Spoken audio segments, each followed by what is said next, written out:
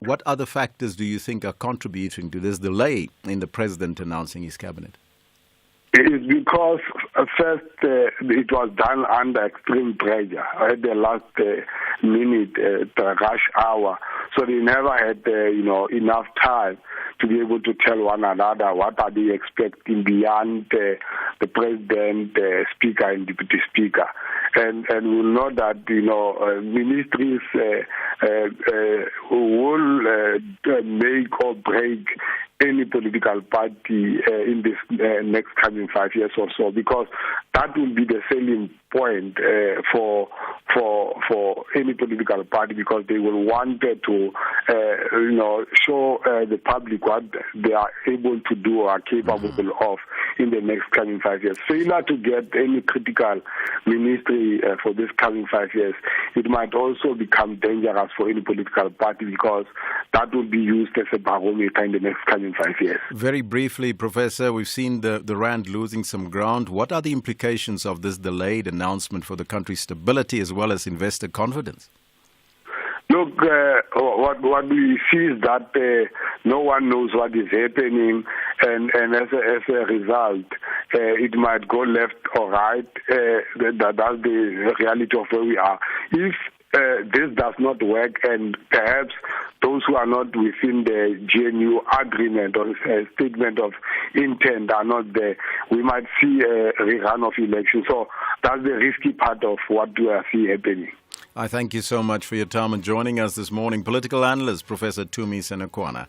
And that's where we got to leave it. Unfortunately, we're out of time. From the team this morning, Tracy Boomgard, Tapelo Sibanyoni, and Marumu Kakana. Our senior producer, Ronald Perry, technical producer, Sia Daniel, and executive producer, Vutsila Kota Melville Space. We'll see you tomorrow. Same time, same place. Ciao for now.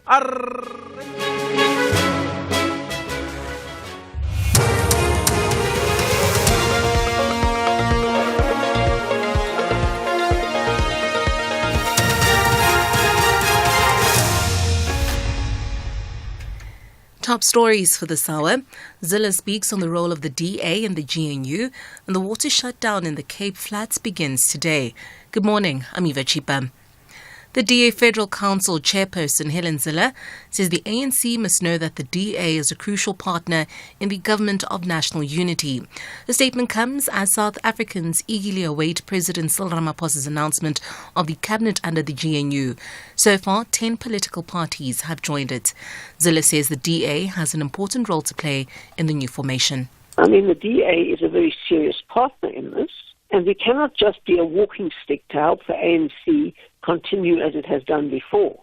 We have to be able to have some real influence and power in the government to make life better for South Africans, as we have wherever we govern. We're a serious part of government, and we're not just a crutch for the ANC. A 35-year-old man has died after being assaulted during a clash between a group of initiation school supervisors and community members in Itireleng village in Limpopo. Police say a group of people from a local initiation school went to the village to force some residents to stop playing music. In most rural villages, residents are barred from listening to the radio, watching television and playing music during the initiation season. Police spokesperson Malisela Letwab.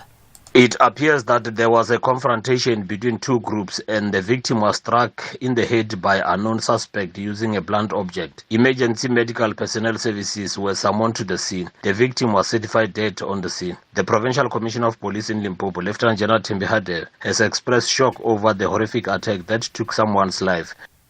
In other news, the Salt Lake municipality in the Northern Cape says the situation in which residents, businesses and government owe it billions of rands is unsustainable. The total amount they owe stands at 3.8 billion rand. The municipal spokesperson, Thabo Mutibi, explains. The Salt Lake municipality is owed in the region of about 3.8 billion. That's the holistic figure. But then if you look at what is owed by residents, that makes up about the majority of it, 2.3 billion. So the effort of blocking electricity is one other strategy of trying to recoup what is owed unto the municipality in the critical supply of essential services. The City of Cape Town says it will avail water tankers to the Cape Flat communities that are impacted by the 72-hour water shutdown. The shutdown will start today and end on Wednesday. The city has urged affected communities to stock up on water. The MMC for Water and Sanitation, Zahid Badruddin, says the supply shutdown is necessary to repair and replace 5 crucial valves in the Cape Flats network. Water tankers will be available at key locations. These locations will be communicated through the ward councillors as well as on social media. And I do want to please encourage residents to make use of the water tankers, but also to use the water and to store the water sparingly. Remember that there are a number of residents who will be accessing these water tankers, and so only take what you need. And lastly, looking further afield, Russia says it holds the U.S. responsible after a missile that Ukraine fired in occupied Crimea detonated mid-air, killing 5 people, including 3 children. Local Russian officials say more than 100 others were wounded when missile fragments hit a crowded beach in the near Sevastopol. The BBC's Gordon Carrera reports. The Russian Ministry of Defense said 4 US-supplied Attacker missiles were shot down by its air defense systems, but a 5th had detonated mid-air. A spokeswoman from the Russian Foreign Ministry said Russia would seek a response from the international community and claimed that US specialists had set the coordinates for the missiles based on information from US satellites, making it directly responsible. Neither Ukraine nor the United States has commented on the attack. Recapping the top story for this hour, the DA Federal Council chairperson Helen Zille says the ANC must know that the DA is a crucial partner in the Government of National Unity. The statement comes as South Africans eagerly await President Cyril Ramaphosa's announcement of the Cabinet under the Government of National Unity. I'll be back at the bottom of the hour for SFM News. I'm Eva Chipa. A very good morning to you. In your SFM Sports headlines, it's cricket action live. T20 World Cup. We go there as the Proteas are taking on the West Indies. Chasing 136 runs, the Proteas need 73 more to clinch victory with 7 wickets remaining. And in rugby, the Blitzbokke, they've qualified for the Paris Olympics after a stellar 14-5 victory over Great Britain. All this and more just before 6:30. SAFM, guiding you through the rush hour traffic.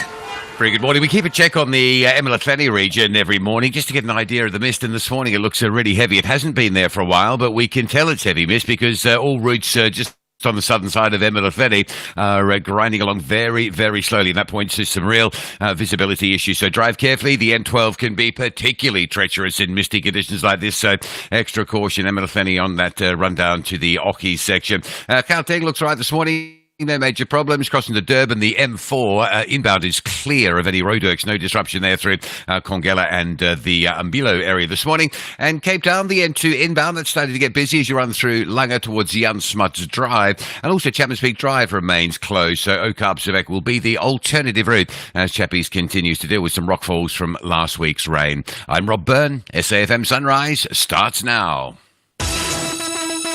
SAFM Sunrise. A vivid start to your day. 6 minutes after 6, good morning. Welcome to SFM. Welcome to SFM Sunrise. I'm Stephen Grootes. Nice to have you along with us. I hope that you had a social weekend. I did. I'm not going to go into too much more detail, except that it was social. Some of it was long and some of it was spent yesterday in recovery. Rest. Important to spend time with the family. How was yours? I hope you were able to, see people do things, spend some time with family as well. Go and do what you sort of needed to do. And also, I find more and more, just get a chance, just half an hour looking ahead to the week, and that sort of makes the rest of the week flow so much easier, doesn't it? You sort of sleep better on a Sunday night having done that, and you sort of hit Monday kind of in a slightly better state. So anyway, I hope you had a good time. Still no cabinet, I'm afraid. I don't know exactly what is going on. There's clearly stuff going on in the background, so no appointments. What did happen yesterday and kind of the way things played out, I think immediately is going to lead to reportage correctly on problems problems. So the Gauteng provincial government put out a statement saying that Panyaza Lesufi, the ANC premier there, was about to make an announcement, 2 o'clock, everybody was preparing, and then suddenly there was another statement saying that was postponed.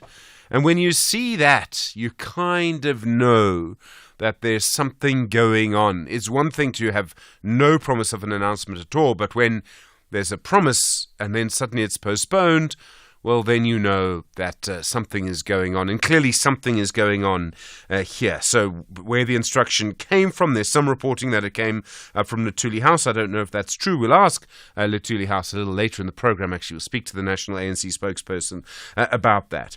But the other thing is that you kind of have all of this sort of reporting about what the DA is sort of demanding of the ANC, is how it's being put, that they want a deputy president position or things like that.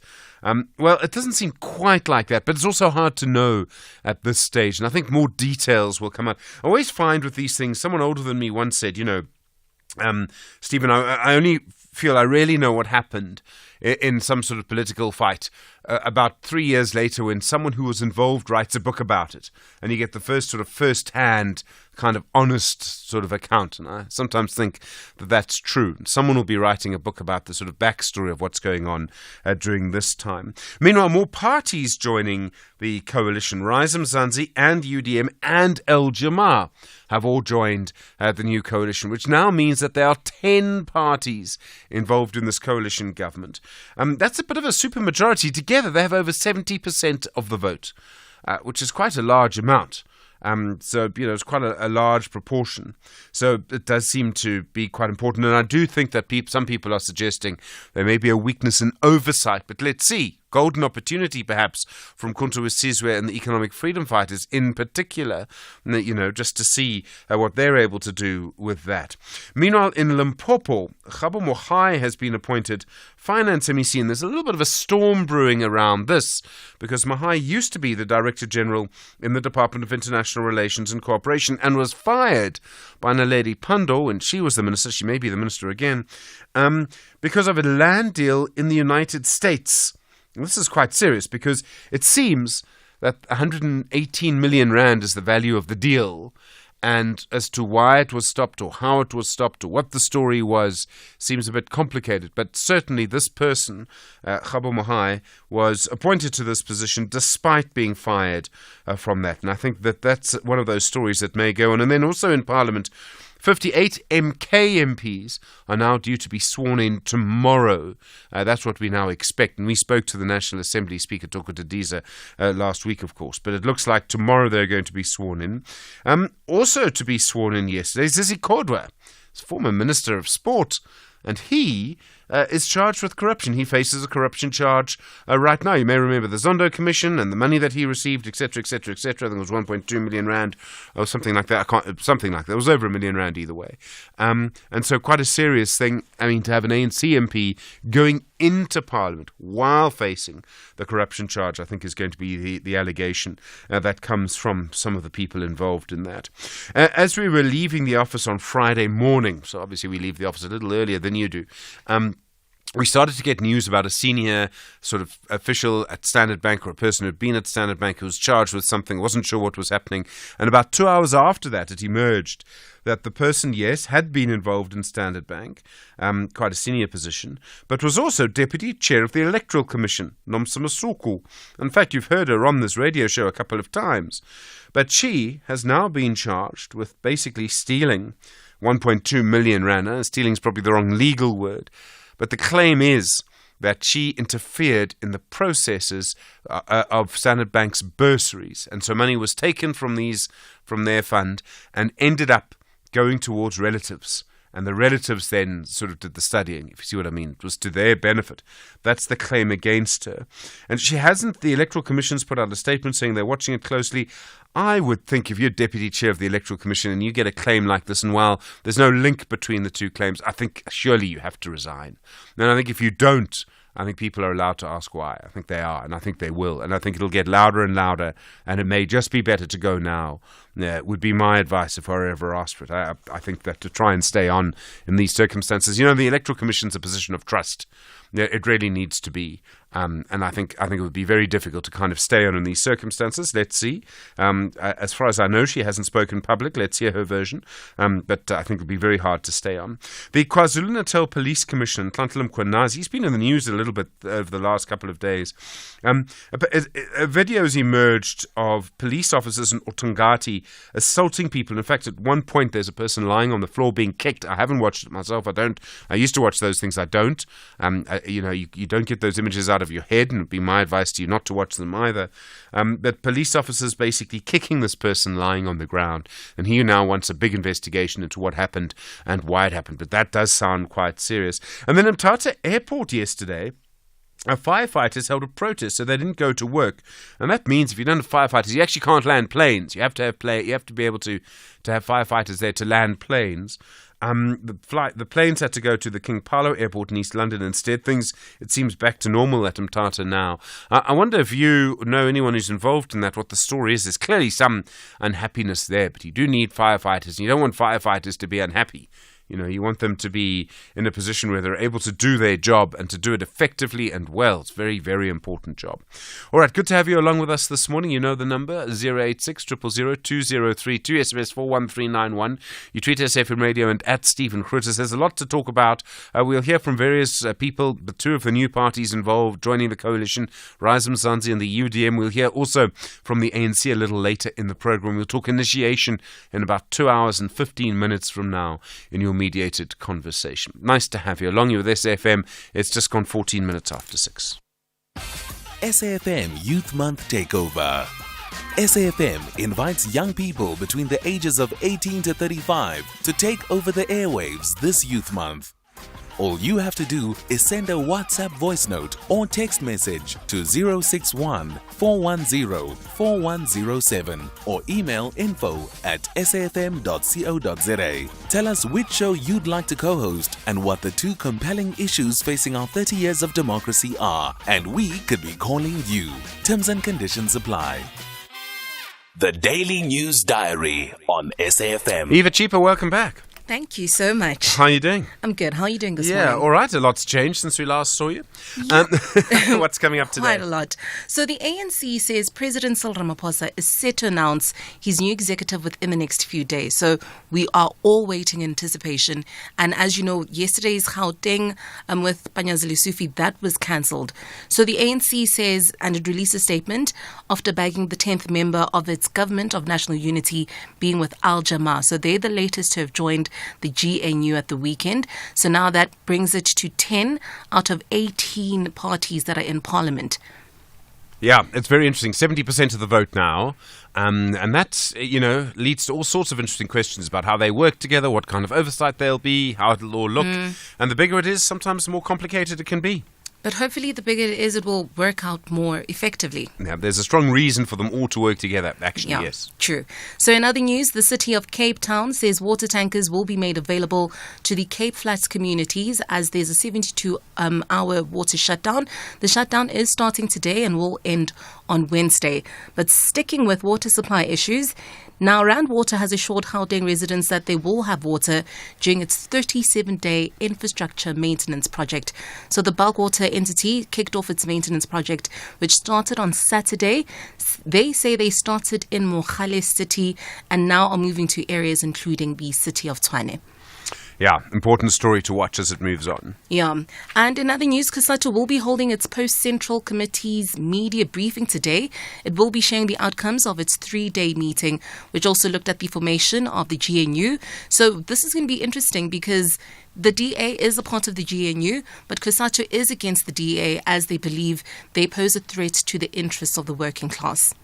Yeah, no, there's going to be a very tense relationship.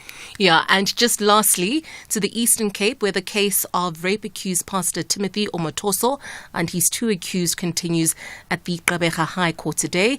Omotoso and his co-accused face 32 charges, including rape, racketeering, human trafficking and assault. Eva Cheaper, thank you very much. Nice to have you back with us, 17 minutes after 6. Stephen Grootes on SAFM. Let's have a look at your weather around the country this morning. Tshwane, fine, a low of 7, a high of 20. Johannesburg, fine, 5 and 19. Vereeniging, fine, 3 and 20. Bombela, partly cloudy in the morning, otherwise fine, 9 and 22. Polokwane, partly cloudy, 7 and 20.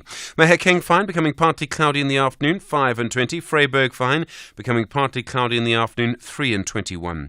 Mangaung, fine, 3 and 20. Kimberley, fine, 4 and 21. Uppington, fine, 7 and 24. Cape Town, partly cloudy, a light southerly wind, 13 and 18. George, fine, becoming cloudy in the afternoon, light rain from the evening, a light and variable wind, 8 and 18. Gqeberha, fine, becoming cloudy, evening showers, a moderate southwesterly wind, 10 and 22. East London, fine, becoming cloudy in the late afternoon, a moderate to fresh northeasterly wind, 12 and 24. eThekwini, fine, a light northerly wind, 14 and 23. Richards Bay, partly cloudy at times, otherwise fine, a moderate northwesterly wind, 13 and 26. And Pietermaritzburg, morning fog patches, otherwise fine, 6 and 26. So, a lady from Air Officini just turned 55, and although I'm still a spring chicken, there's a part of me that envies her, especially since she now qualifies for a Nedbank Electronic Optimum Plus account with capital guaranteed. Talk about FOMI, huh, voice man? If you mean FOMO, then definitely boss man. And she can earn up to 12.65% interest. Anyone over 55 can open theirs via the Nedbank Money app. Visit our website for more information. See money differently. Nedbank. We're a licensed FSP and registered credits provider. T's and C's apply. And we would buy 500 cars, and we would buy 500 more. So sell your car for the best price, and we won't think about it twice. We buy cars, we buy cars. Da-da-dun-da-da-dun-da-da-dun-da-da-da-da. We buy cars, we buy cars. Da-da-dun-da-da-dun-da-da-dun-da-da-da-da. We Buy Cars, the easiest way to sell your car by far. Worldview Update, bringing you closer to international or global news. 19 minutes now after 6 the time. In Saudi Arabia, more than 1,000 people have now died from an intense heat wave while making the pilgrimage to Mecca.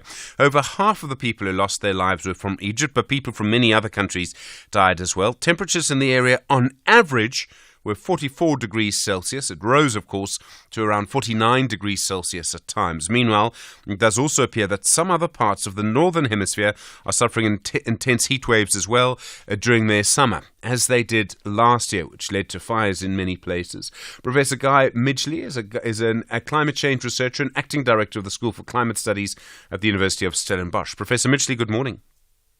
Thanks for having me, Stephen. We know Saudi Arabia, obviously a very hot country. People have died there during heat waves before and during the pilgrimage to Mecca. But are we seeing hotter temperatures now than we've seen before? I mean, to lose 1,000 people to heat is an extreme case. It is. I think the death toll is over 1,300 now.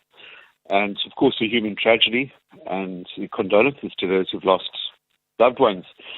Well, the truth of the matter is that the area around Mecca has warmed by about 2 degrees since the 1990s. They're one of the faster warming parts of the world. And that has resulted in the chances of heat waves of this magnitude increasing by about 5 times. So this is very clearly a signal of global warming, which is having these effects. But there are several other issues at play. Why do some parts of the world seem to suffer from global warming more quickly than others? I mean, why would Mecca go up by 2 degrees Celsius since the 1990s when other people maybe have less of an impact? Well, these regional differences are due to a number of things. Exposure to ocean temperatures, which have warmed very fast. But also, Mecca is in the subtropics. It's just south of the Tropic of Cancer. And at this time of the year, you're approaching midsummer. So you have very, very long days, 13 hours of daylight and 10 hours of sunlight. And for some reason, it looks as though the heat waves in these regions are coming earlier in the year. So Greece has never had a heat wave before the 20th of June. In recorded memory, and now the heat wave has come much earlier than that.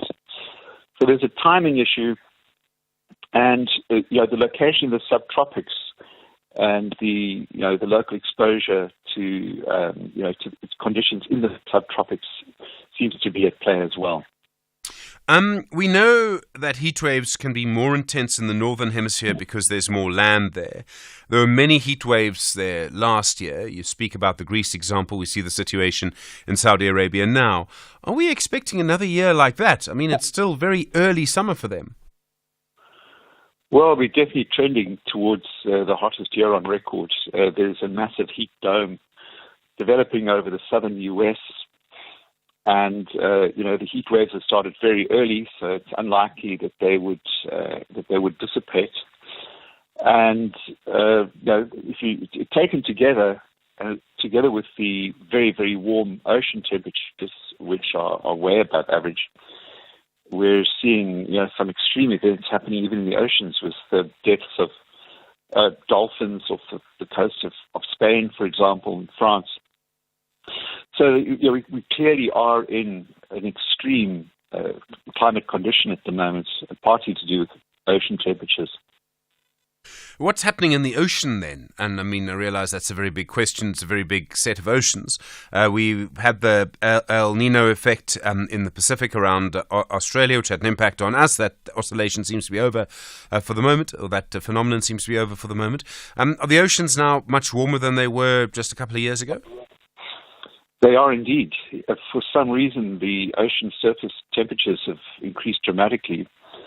A couple of explanations for it, a little bit contentious, but essentially the large portion of the global oceans have been in what's called a marine heat wave for some months, and that's adding to the atmospheric temperature as well.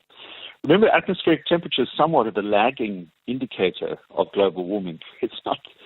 It lags behind the longer-term trends in the heat content in the oceans, and that's obviously something of concern for us as well.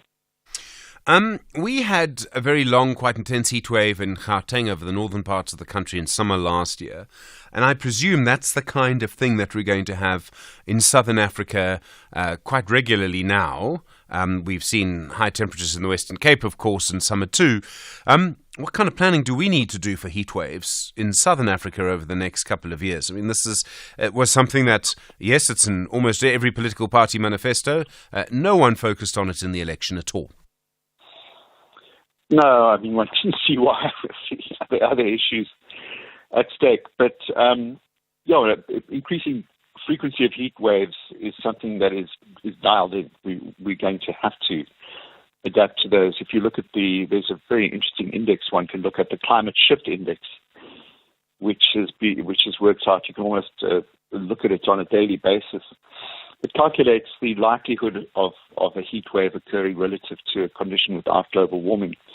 And that Climate Shift Index for us is quite substantive and will continue to increase because we're also in the subtropics, and the likelihood is that the subtropics do get warmer due to the changing global circulation patterns due to global warming. Are there particular things we can do now to start preparing for that? I mean, the first thing in certain places would probably just be storing water. Well, there are many, many things to do. Making cities greener to counteract the effect of heat waves, the urban heat island effect, trying to make cities more reflective so that the energy is reflected back out into space. Issues about providing shade. Also, urban design. Well, also the other big threat for us is flooding, and so the ability to move water off city surfaces much faster and to make city surfaces more absorbent. Heat waves are one element, but there are many others relating to climate change and global warming, which we need to adapt to. Professor Guy Midgley, thank you. Really appreciate the time. A climate change researcher, acting director at the School for Climate Studies at the University of Stellenbosch. You are with SFM, 27 minutes now after 6 o'clock. This is SAFM Sport with Zai Khan. Zai, good morning. Good morning. The semi-final against the West Indies, what's the latest? Oh, it's a thrilling one. The Proteas need just 34 more runs with 6 wickets in hand to secure that semi-final spot. Let's go, Proteas. Now, the winner of this match secures a spot in that all-important semi-finals, while the loser is eliminated. Play resumed after a 75-minute rain delay. South Africa's revised target is now 123 of 17 overs. The West Indies managed 135 for 8, with the Protea spinners dominating. Tabriz Shamsi start for the Proteas with figures of 3 for 27, and the game is being played at the Sir Vivian Richards Stadium in North Sound. Currently, we also have South Africa. They're still on 89 for the loss of 4 wickets, needing those 34 runs to win with 7.4 overs and 6 wickets remaining. Now, earlier, England, they are into the semi-finals of the T20 World Cup. They had a 10-wicket win over the United States. Chris Jordan took a hat-trick, England's first in men's T20s, as the USA were dismissed for just 115 in Barbados. The defending champions, England, chased their target with just 9.4 overs, meaning they are guaranteed to progress because of their excellent net run rate. Soccer now, the Orlando Pirates midfielder Patrick Maswangani and Mamelodi Sundowns goalkeeper Ronwen Williams were the standout winners of the 2023-24 PSL Awards held last night. Maswangani he earned him the DStv Premiership Player of the Season, the DStv Premiership Midfielder of the Season, and the Nedbank Cup Player of the Tournament. Williams was honoured as the PSL Footballer of the Season and took home the DStv Premiership Goalkeeper of the Season award. Orlando Pirates rising star Relebohile Mofokeng also made his mark. He was the Premiership's Young Player of the Season and the Nedbank Cup Most Promising Player of the Tournament awards. Mamelodi Sundowns duo of Rulani Mokoena and Grant Kekane were awarded the Premiership Coach of the Season and Defender of the Season's titles respectively. Elsewhere, some soccer action saw substitute Nicholas Fulchric scoring a late equaliser for Germany as they rescued a 1-1 draw with Switzerland to top Group A. Another match saw Scotland's hopes of making the last 16 of Euro 2024 shattered as Hungary grabbed a winning goal in the 10th minute of injury time of their Group A clash. Hungary keeping up their hopes of making the next round as the best third-place team. The match, however, was overshadowed by an injury suffered by Hungary striker Barnabas Varga, who was stretched off after a collision late in the game. Here's Hungary coach Marco Rossi. The doctors arrived a bit on late, we can say, but of course, probably they didn't realize that it was a dangerous situation. But fortunately now, we can say that Barney is not under any kind of risks. Probably he will be operated in the following hours because he suffered a fracture here, but he's healthy. And currently, the Proteas playing against the West Indies, they are on 90 for the loss of 4 wickets, needing 33 runs to win. More sport, top of the hour. I'm Zai Khan. Zai, thanks very much indeed. More to come. We'll hear from Rise Mzansi and the UDM in the next half hour. You're the SFM leading the conversation. Good morning, 6:30. In your news making headlines for this hour, after thorough consultation, the ANC says President Cyril Ramaphosa is set to announce his new executive within the next few days. The party released a statement after bagging the 10th member for its Government of National Unity initiative. In other news, Rand Water has assured Gauteng residents that they will have water during its 37-day infrastructure maintenance project. The bulk water entity kicked off its extensive maintenance project on Saturday in an attempt to preserve the quality and integrity of its infrastructure. And lastly, looking further afield, Israeli Prime Minister Benjamin Netanyahu says the intense phase of fighting and Rafah in southern Gaza is nearly over. However, residents have reported more clashes, while Israeli airstrikes on Gaza City are reported to have killed a senior Hamas health official. I'll be back at 7 with more news. For SFM News, I'm Eva Chipa. SAFM, guiding you through the rush hour traffic.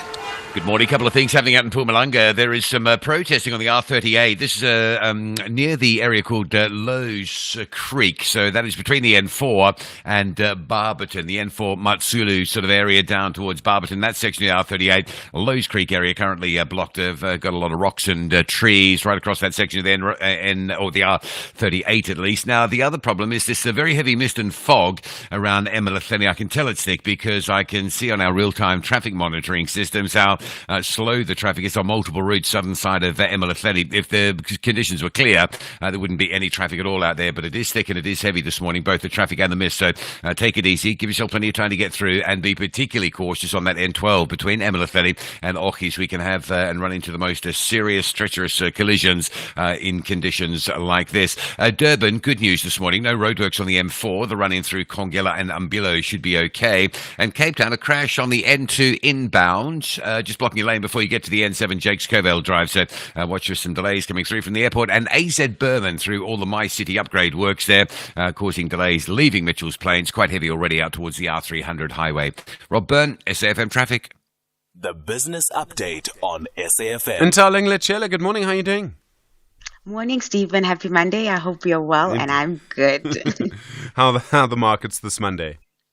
Well, markets are hanging on to last week's losses, with most Wall Street stocks being mixed due to a fall in Nvidia's share price. Now, despite the downturn, it's worth noting that the S&P 500 is still trading at near record highs. Over in Asia, stocks are trading mostly lower, with Chinese markets leading losses on the prospect of a trade war between China and the EU. Now, this while investors are anticipating key inflation prints from the US, Japan, and Australia.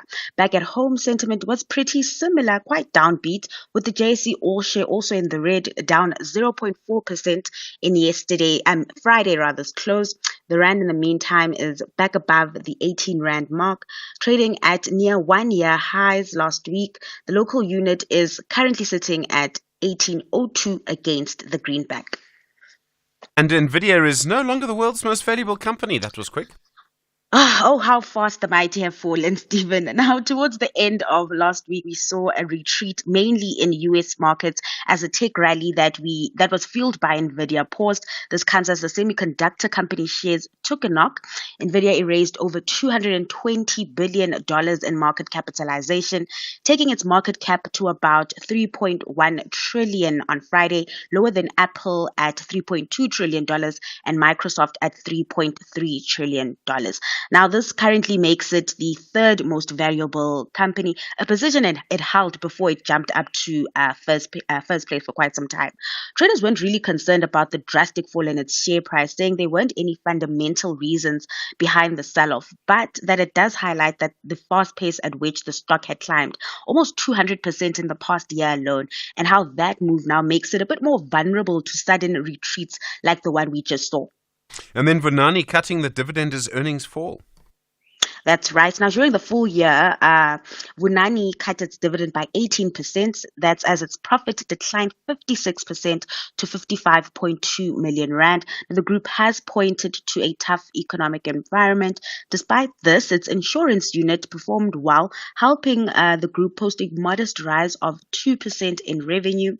Moving forward, Vunani expects the environment to remain difficult over the short to medium term, but has highlighted that the rate cutting cycle will have a positive impact on conditions, allowing a faster recovery. So it's somewhat banking on those cuts to come through pretty soon.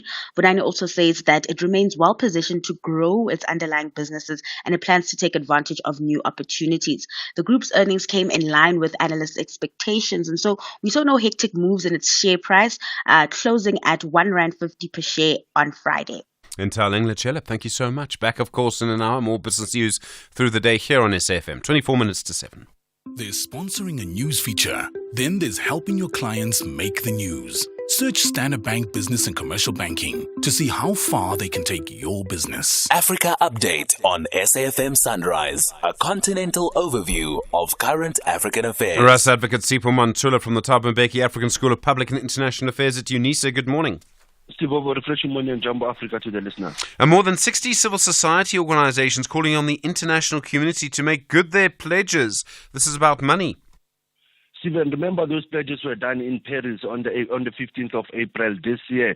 There's a lot of challenges that are facing North Sudan with this conflict that has erupted last year. Now, this civil society were meeting in Kampala over the weekend. They are pushing the international community to say that, can you now start to even respond to the needs of those vulnerable women and children who are suffering in the North Sudan? They've raised this issue, Stephen, because there was money that was raised, but at the same time you have challenges that within the UN system, what they call United Nations interagency standing committee, that have already given Sudan that there's famine, there's poverty going on, and there's a need for humanitarian assistance. Hence, the civil society is pushing the international community to say, bring back those pledges that were being committed by many member states to assist the people of Sudan. And then in Sierra Leone, the parliament approving a law that bans child marriage. Stephen, that is from UNICEF, also coming from Sudan to Sierra Leone now. In the parliament of Sierra Leone, it has banned the child marriage. They are also criminalizing children under the age of 18 years who will be forced to be married by some of the men in Sierra Leone, and they are saying the jail term will be 15 years for those offenders. Sierra Leone has been having this challenge, Stephen, of children who have been forced to go into marriage at a young age. They are left to go. They have been pushed to leave the school. Hence, there's a new law that came from the Parliament of Sierra Leone. And then in Malawi, they've now appointed a new vice president, Dr. Michael Usi. Michael Usi, a former comedian, Stephen, they say was another person who also that Chakwera appointing in there. Others are saying that it shows significant of development in the leadership of Malawi, but others are raising his capability from him moving from administration into the office of the deputy president. How will he manage that?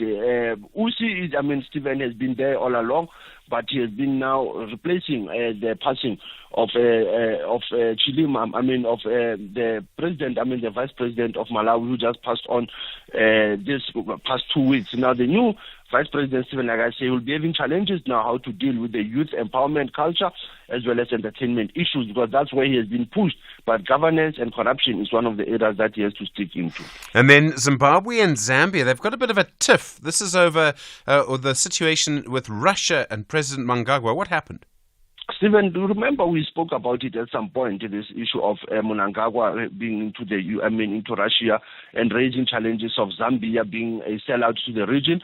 Now the Zambian diplomatic community, the Foreign Affairs Minister of Zambia has appealed to both SADC and AU to resolve this impasse between Zambia and Zimbabwe on these issues that were saying that Zimbabwe was alleging that Zambia is not a country to be trusted in terms of its relation. Now, hence this Minister of Foreign Affairs, Stephen, is pleading with SADC and AU to raise that this is an attack on the Zambian sovereignty.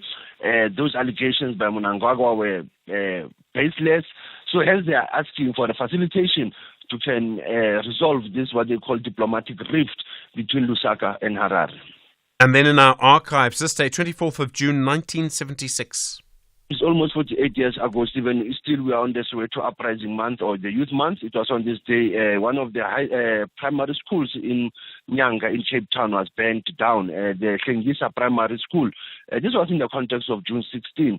Even if you look at KwaZulu-Natal, the University of Zululand, there was also the burning of buildings. So it shows the pattern that happened in 1976, where there was a protest against the Bantu education policy of Africans. So it happened not only in Soweto, it also happened in Nyanga in Western Cape. Asante sana SG, was leading the conversation, SAFM, observing the Youth Month. Rights Advocate Sipho Montulap, thank you very much indeed. Back, of course, tomorrow, more news from our continent through the day here on SAFM, 19 minutes to 7. There's listening to the news. Then there's making the news. Grow your business into the next big thing with Standard Bank Business and Commercial Banking. When you choose Standard Bank Business and Commercial Banking, you get access to our transactional banking solutions, Accessing our transactional banking solutions means you'll get a dedicated manager from the country's best relationship bank. When you have a dedicated relationship manager, their business is to understand your business and its financial needs. By understanding all your needs, they can connect you with the right sector and product experts across 15 key African markets. You see, there's transactional banking, then there's transactional banking with us. Search Standard Bank Business and Commercial Banking. Standard Bank is an authorized FSP and registered credit provider. T's and C's apply. Call us on 086 000 2032. Well, that's the number. New parties joining the coalition government, the UDM, Al-Jamaa, Rise Mzansi. Do you think they're doing the right thing? I mean, could this government almost be too strong? I don't know how you feel about it, but could that actually be the problem that we deal with next? Other issues as well, of course. Umkhonto Sizwe, their MPs being sworn in tomorrow. Other things happening. Zizi Kodwa, I think, being sworn in as an MP tomorrow as well. Voice notes coming through this morning on 0614 104 107. Good morning, Stephen. It's William Mdluli of Richards Bay.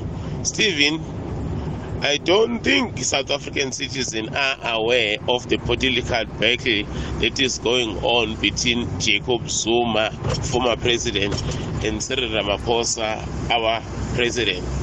You know, because these demands that's coming against the ANC are going to push ANC to recall Baba Ramaphosa and get to a coalition with MK, and then they rule the country.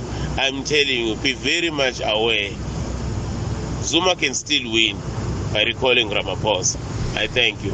All right, thank you. Yeah, I've heard that theory before, and I know a lot of people subscribe to that. Look, a lot's going to happen over the next couple of weeks and couple of years. I think we can say that fairly safely. Let's go to Kempton Park. Le Ratori, hi, good morning. Stephen, how are you? I'm well, Le Ratori. Go for it, the new government. No. I'm happy for those new parties to join again, but I'm saying to people, yes, Steenhuisen, he's a right man to be a deputy president. He's a right man.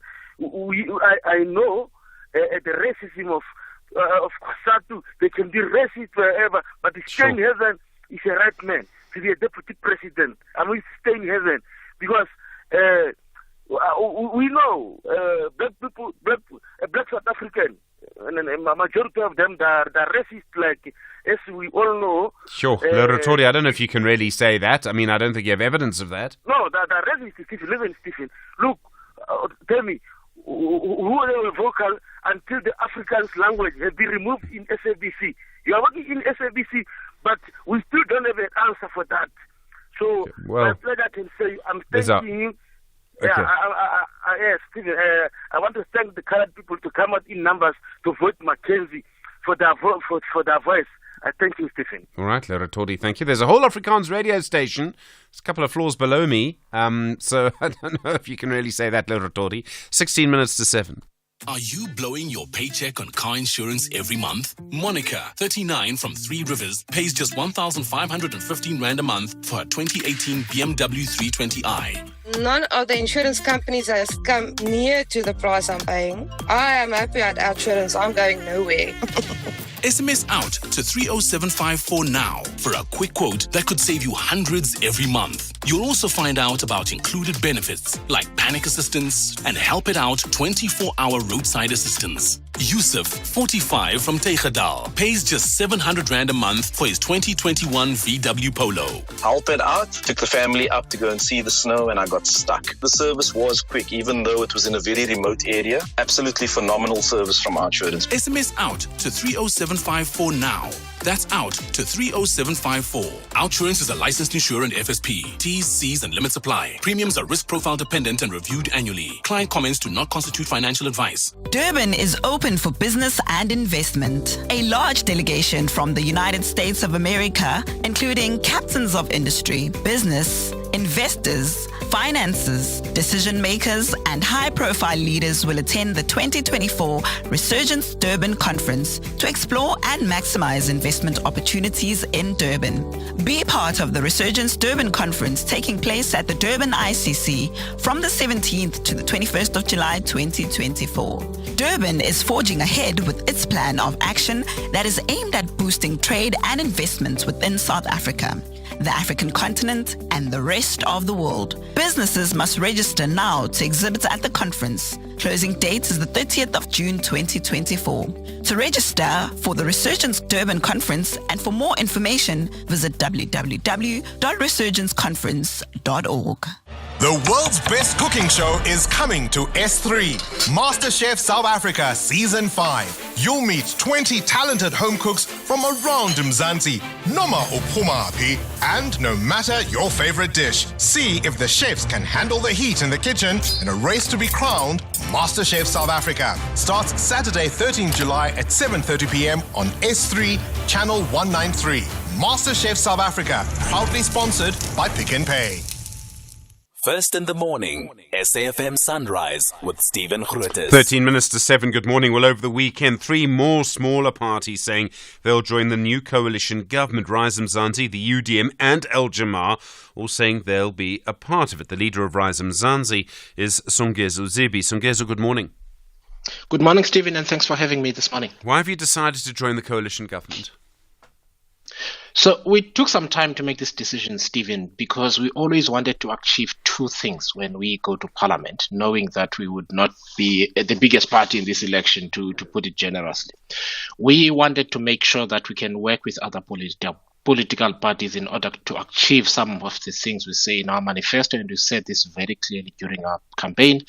And secondly, we wanted to place ourselves in a position where, working with other political parties, we could extract accountability out of the executive. There were 2 options available at the beginning, after the election, or when Parliament was put together a week ago. The one option was to join the GNU. The second option was to work with a smaller caucus of several political parties in order to achieve the same outcomes.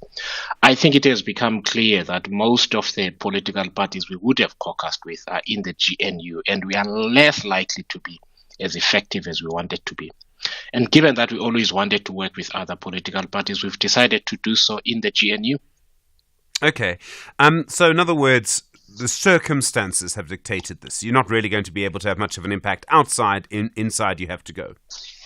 We have to go inside, because one of the things personally I said repeatedly during the election campaign in public meetings was that we want to be in the room when decisions are made, because the things we're campaigning on, they do not speak about when they make decisions. I said that repeatedly, and that's a very specific election promise that we made. If we sit outside by ourselves or with 1 or 2 other political parties with less than 10 seats, we are not going to be effective. Okay. If this arrangement works, I mean, we're now looking at 10 parties in the coalition government, 70% of the vote. There'll be fewer parties asking difficult questions in Parliament, in the committees. And isn't that going to be a problem for our democracy? The argument could go the other way, that actually maybe we need a Rise Mzansi or an El Jamar asking questions, and that's not going to happen now. Look, we've been very clear that our intention going into this arrangement is to continue to serve in Parliament rather than in the executive. And as far as we are concerned, in terms of the role that we are going to play, nothing is going to stop us from asking the questions that we would have asked. The advantage we now have is that because you can't cover all the committees in Parliament as a caucus of 2 people, you need to be co-represented by several other political parties who ask the same questions where necessary. But we certainly are not intending to ask fewer questions because we are in the GNU. There are other options. I mean, there was a suggestion in a newspaper that you may still read last week that suggested that you and Bosa and Action SA all campaigned really among the same constituencies, that you could merge. Is that not an option for you? Look, Stephen, I've stated several times that this election provides an opportunity for consolidation of several political parties, and we are very open to that. But I think also people have to take the politics very, very seriously. I'll make one example, and these are some of the things that you work through in thinking about how to work together. For instance, Action SA is against a minimum wage. We are for it. You've got to resolve issues like that and so on. So you can't just say because you're campaigning in the same spaces that you can automatically and easily combine. There are several issues you have to work through. We've got 2 years until the 2026 election and 5 years until the 2029 election. And I think if all of us, not just with those two political parties, take the task of consolidation seriously, there's plenty of opportunity to work together in the future. Songezo Zibi, thank you, leader of Rise Mzansi. 9 minutes now to 7. In a moment, the leader of the United Democratic Movement, the General Bantu Holomisa, about their decision to join the coalition government. SAFM, guiding you through the rush hour traffic. Please take it nice and easy through Emelathleni region. The route south of the town very heavily misted. There's possibly fog, I guess, and you can see, I can see on my systems here some very heavy and very slow-moving traffic. So south of Emelathleni, south of Middelburg, extra caution, particularly if you're using that N12 route, which we can see the most horrific collisions in conditions like this. It has a history of multi-vehicle pileups in heavy mist and fog. So take it easy out that side, please. Big broken down truck on Joburg's N3 north at Heldenase. Again, delays coming out of Alberton and Germiston. Crash going into Galulis on the N12 and R24 routes. So both of those routes arriving into the interchange are quite heavy. And the roadworks on the R21 at Clayville are already backlogging traffic pretty substantially on the run from Pretoria down to the airport. So just whack that extra time on. Durban, the usual backlogs with us. N2 north from the M7 through towards Westwood Mall. Cape Town, bit of traffic pressure around Salt River this morning. There are some roadworks. It may well be related to that. For Trekker Road coming in from Maitland towards Salt River Circles, quite heavy, and a crash just on the N2 inbound around the N7 Jakes Curville Drive exit, slowing traffic arriving from the airport side. Rob Byrne, SAFM Traffic. Which is the best way to reach success?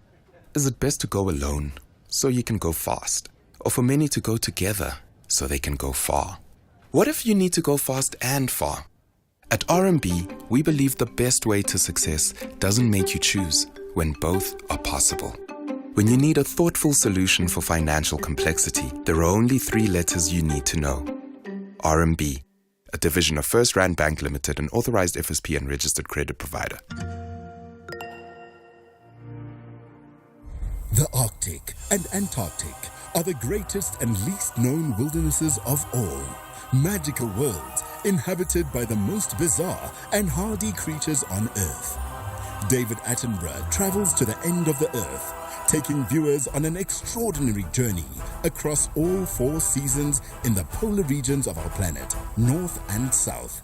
Prey and hunter are caught up in the battle of survival. Meet terrifying sea spiders and woodlice the size of dinner plates, polar bears, seabirds, penguins and orcas, and learn how global warming is threatening this fragile ecosystem. Channel your inner explorer with Frozen Planet, Sundays at 6:30 p.m. only on S3.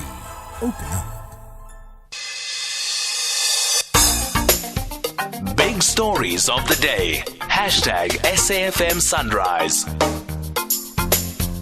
6 minutes to 7. Good morning. Well, you heard from Rise Mzansi a moment ago. El Jamal also wanting to join the new coalition. Also, the United Democratic Movement saying it will join the new coalition government. General Bantu Holomisa is the leader of the UDM. General Holomisa, good morning.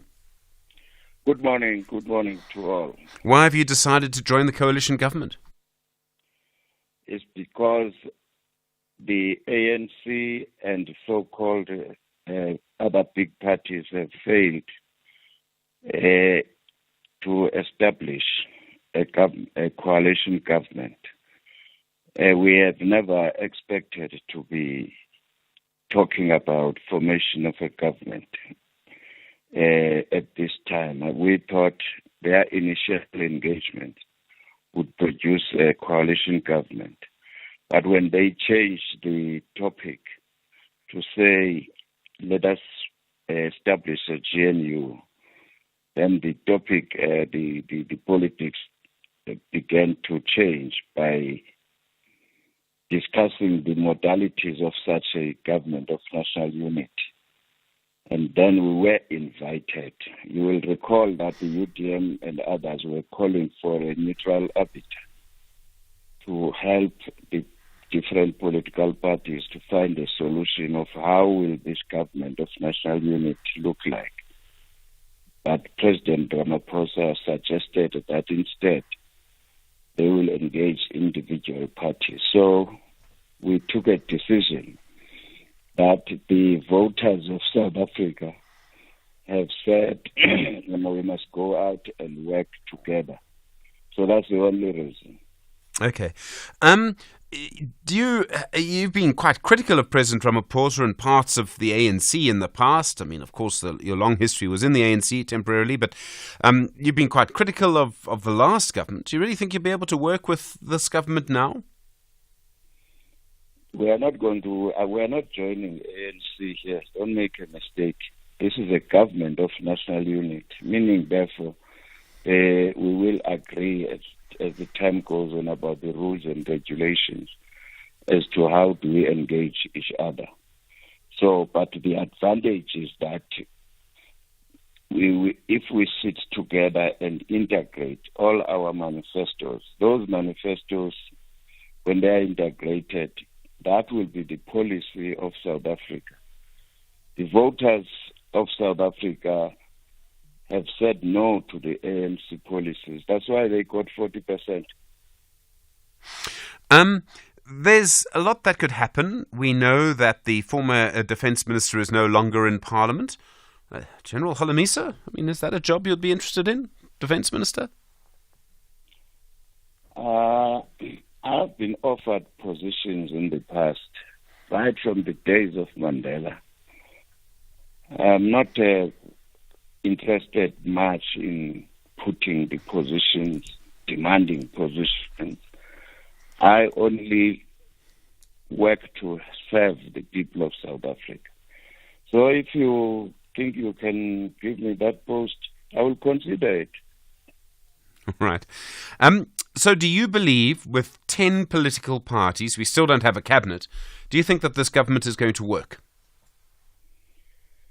Yes, it will work on condition that people are going there to fix the problems of South Africa. But if you are joining the GNU with a view to fight for a position and so on, then it might not work. But if your interest is to interpret exactly the meaning of the results of these elections, where the people are saying, go and work together, why would you be performing and demanding all sorts of unnecessary things instead of allowing all other political parties to be part of this exercise? Currently, we hear that the DA is demanding this, is demanding that. They are not having, they will never have veto powers here. And they are not the founders of the GNU. The founders of the GNU are voters. Bantu Holomisa, thank you very much indeed, leader of the United Democratic Movement. Thomas on the line from Newcastle, the United Democratic Movement joining the new government. What do you think? Yes, my problem is if the old parties can learn from these new guys. I was listening to Songezo just now. He just said, Mr. Zibi, he just said, look, we can't do it now looking at the numbers that we had before. Pretty straightforward. He didn't blame no ANC, no DA, no anyone. That I'm calling positive politics. This negative politics, I mean, Baba Holomisa could have just said, no, we saw it wouldn't work. Because if he said initially the invitation was not for GNU, that's a lie. Yeah. These guys had called even before everything was set in motion. They said, let's make a government of national. And they said, Baba, we have not been invited and consulted, so we will not come. Now they've been invited. It's the same invitation Cyril made when he started the thing. They must stop playing us around and putting us on emotional street, All right. Let's just be truthful and build the country.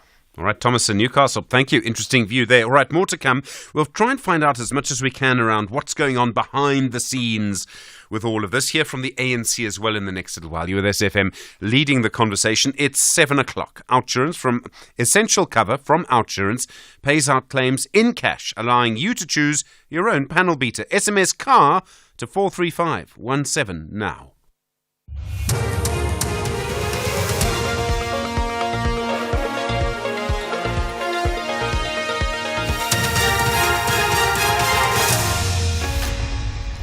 Top stories for this hour. ANC confirms Ramaphosa will announce his cabinet soon, and Rand Water urges Gauteng residents not to panic. Good morning, I'm Eva Chipam. After a thorough consultation, the ANC says President Cyril Ramaphosa is set to announce his new executive within the next few days. The party released a statement after Al Jama Party became the latest to have joined the unity government at the weekend, bringing the total number of signatories to 10, with more still set to join. Debo Mokobo reports. With the first phase of parties who want to join the unity government now concluded, all eyes are now on President Cyril Ramaphosa to name his cabinet this week. Playing its cards close to its chest, the ANC is seemingly not prepared to give up any of the economics or security portfolios. It also wants to keep the presidency with a consensus that Paul Mashatile should stay. That year, on the other hand, has set its eyes on the minister in the presidency, with its leader John Steenhuisen's head thrown in the ring. But constitutionally, it remains the president's prerogative on who to field in his executive. Ntebo Mokobo for SABC News. Meanwhile, the DA Federal Council chairperson Helen Zille says the ANC must know that the DA is a crucial partner in the GNU and has an important role to play in the new formation. I mean, the DA is a very serious partner in this, and we cannot just be a walking stick to help the ANC continue as it has done before. We have to be able to have some real influence and power in the government to make life better for South Africans, as we have wherever we govern. We're a serious part of government, and we're not just a crutch for the ANC. 3 initiates have died at initiation schools in Limpopo since the start of the winter initiation season. According to information, an initiate died at school at Khawale village outside Tzaneen, and 2 others died at an initiation school at Kharaphahlelo in Sekgosesi area. Police and traditional authorities are yet to comment. In other news, the Salt Lake municipality in the Northern Cape says the situation in which residents, businesses and government owe it billions of rand is unsustainable. The total amount they owe is at 3.8 billion rand. The municipal spokesperson, Thabo Mutibi, explains.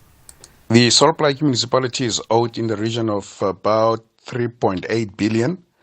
That's the holistic figure. But then if you look at what is owed by residents, that makes up about the majority of it, 2.3 billion. So the effort of blocking electricity is one other strategy of trying to recoup what is owed unto the municipality in the critical supply of essential services. Rand Water has assured Gauteng residents that they will have water during its 37-day infrastructure maintenance project. The bulk water entity kicked off its extensive maintenance project on Saturday in an attempt to preserve the quality and integrity of its infrastructure. Rand Water spokesperson Makinosi Maru says they started in Mogale City and will now move to areas including the city of Tshwane. Maru has urged Gauteng residents not to panic. We are going to be communicating on a daily basis, follow our social media platforms, but also we are encouraging residents to follow their municipalities, because remember, they would know in terms of local areas, which areas will have more water, which areas will not have water. But we are saying, 1, do not panic. 2, speak to your municipality to find out exactly when will rainwater be in your area, because as rainwater, we are talking obviously an overview, the bigger picture. When you drill it down to municipality, they will be able to give you an indication where is the challenge, if there is any challenge. And lastly, looking further afield, Israeli Prime Minister Benjamin Netanyahu says the intense phase of fighting in Rafah in southern Gaza is nearly over. However, residents there have reported more clashes, while Israeli airstrikes on the Gaza city are reported to have killed a senior Hamas health official. The BBC, Sebastian Asher, has the details. For some time, Mr. Netanyahu has been suggesting the Israeli military operation in Rafah would be the last major offensive of a campaign against Hamas. And he made it clear once more that the war itself would not end until Hamas was completely driven out of power in Gaza. Mr. Netanyahu said that completing the most intense phase of the war would, however, allow for troops to be moved up to the border with Lebanon. This was for defensive purposes, he stressed, and to allow tens of thousands of Israelis to return to the homes they've had to flee. Recapping the top story for this hour. After thorough consultation, the ANC says President Cyril Ramaphosa is set to announce his new executive within the next few days. The party released a statement after Al Jama became the latest to have joined the National Unity Government at the weekend, bring the total number of signatories to 10. I'll be back at the bottom of the hour for SFM News. I'm Eva Chipa. Eva, thank you. And that's the news for this hour. Theft, accident and R1 million liability cover, all covered by Outsurance Essential. Get a quote today. SMS CAR to 43517. Forget everything else for a moment and listen to this. Outsurance Essential is a custom-designed and perfectly priced car insurance product available to owners of unfinanced cars older than 5 years and valued under 125,000 Rand. But the real game changer is the fact that your claim is paid out in cash, which gives you the freedom to choose any panel beater of your choice. SMS CAR to 43187 for an Outsurance Essential quote. That's CAR to 43187. License, insurer and FSP. T's and C's online. A very good morning to you in your SFM Sports headlines. Good news, the Proteas clinch victory over the West Indies by 3 wickets in a nail-biting T20 World Cup match. And in rugby, the Blitzboks, they've secured their spot at the Paris Olympics with a heroic defensive display against Great Britain. All this and more just before 7:30. SAFM, guiding you through the rush hour traffic. Well, the R38 that links Barberton up to the N4 at Matsulu is currently blocked with protesting. A place called Lowe's Creek is where the obstruction is. Any plans to travel the R38? Just factor in some diversion time and possibly some delay times around that. Staying in Mpumalanga, very heavy mist south of Emalahleni, south of Middelburg. It is pretty treacherous this morning, so just take it easy. If you don't have to travel now, travel later. Let that mist lift and the visibility improve. Driving into Galuli, the N12 and R24 route stay under pressure with a collision just by the interchange. Durban's N2 is pretty heavily backed up this morning, moving through the M7 up towards the Westwood Mall into the roadworks area. There's also a collision. That's why it's so heavy. There's a crash plus the roadworks, a collision just further than the roadworks up before Mgeni Road. Cape Town today, bit of traffic on the Salt River Circle if you're coming in from Maitland. 4 Trekker Road looking quite busy. And if you're on the N2, slow go between the N7, Jakes Covell Drive and Mowbray Main Road. With your traffic update, I'm Rob Byrne. SAFM Sunrise. A vivid start to your day. 8 after 7, good morning. You're with SAFM Sunrise. I'm Stephen Grootes. Right, lots to come. Find out more for you about the negotiations. What's going on behind the scenes? Why was the cabinet announcement in Gauteng postponed? We'll hear from senior political reporter Samkele Maseko in just a moment. Hear from the ANC as well. Hear from the SABC political editor Mzwandile Mbeje. Talk initiations from 8:30. And the story around Zizi Kodwa, that's getting interesting again. Looks like he'll be sworn in tomorrow with the MK MPs. He, of course, will be representing the ANC. 9 minutes after 7. The world's best cooking show is coming to S3. MasterChef South Africa Season 5. You'll meet 20 talented home cooks from around Mzansi, noma uphumaphi, and no matter your favorite dish. See if the chefs can handle the heat in the kitchen in a race to be crowned MasterChef South Africa. Starts Saturday 13 July at 7:30 p.m. on S3, Channel 193. MasterChef South Africa, proudly sponsored by Pick n Pay. 37-year-old Tebogo got a really great deal on his car insurance premium from Outsurance. He pays an amazing 762 Rand per month to insure his white 2018 Ford Figo Ambiente. He now has extra cash every month to go out for a meal with his friends. Get an Outsurance quote today. SMS out to 30754. That's out to 30754. License, insurer and FSP. T's and C's online. First in the morning, SAFM Sunrise with Stephen Grootes. 10 minutes after 7. Good morning. Well, as we start this new week together, still no new cabinet. The president has not indicated when he'll be ready to announce appointments. There's been a lot of reporting over the weekend saying the ANC and the DA are finding it hard to come to some kind of agreement. At the same time, more parties joining the coalition. That may mean there are fewer cabinet positions available for parties like the DA or the IFP. Also, this seems to be having an impact in Gauteng. The provincial government issued a statement saying that Premier Panyaza Lesufi would announce his cabinet Then another statement came through saying this had been postponed. Lesotho was elected premier through votes from the ANC and the DA in the province. Well, let's start your coverage this morning with a senior political reporter here at the SABC, Samkela Maseko. Samkela, good morning. A very good morning to you, Stephen, and to the listeners. What's going on in the background here? Why is there no national cabinet and no provincial cabinet in Gauteng? There is no national and provincial cabinet in Gauteng because essentially Panyaza Lesotho was called by the Secretary General of the ANC, Fikile Mbalula, yesterday to halt any announcement of a provincial cabinet because they had essentially told the Democratic Alliance in the province to find the nearest cliff and jump, and there would be no deal because essentially the DA was demanding 4 MEC. At first they said they would take 2 MEC positions in the province.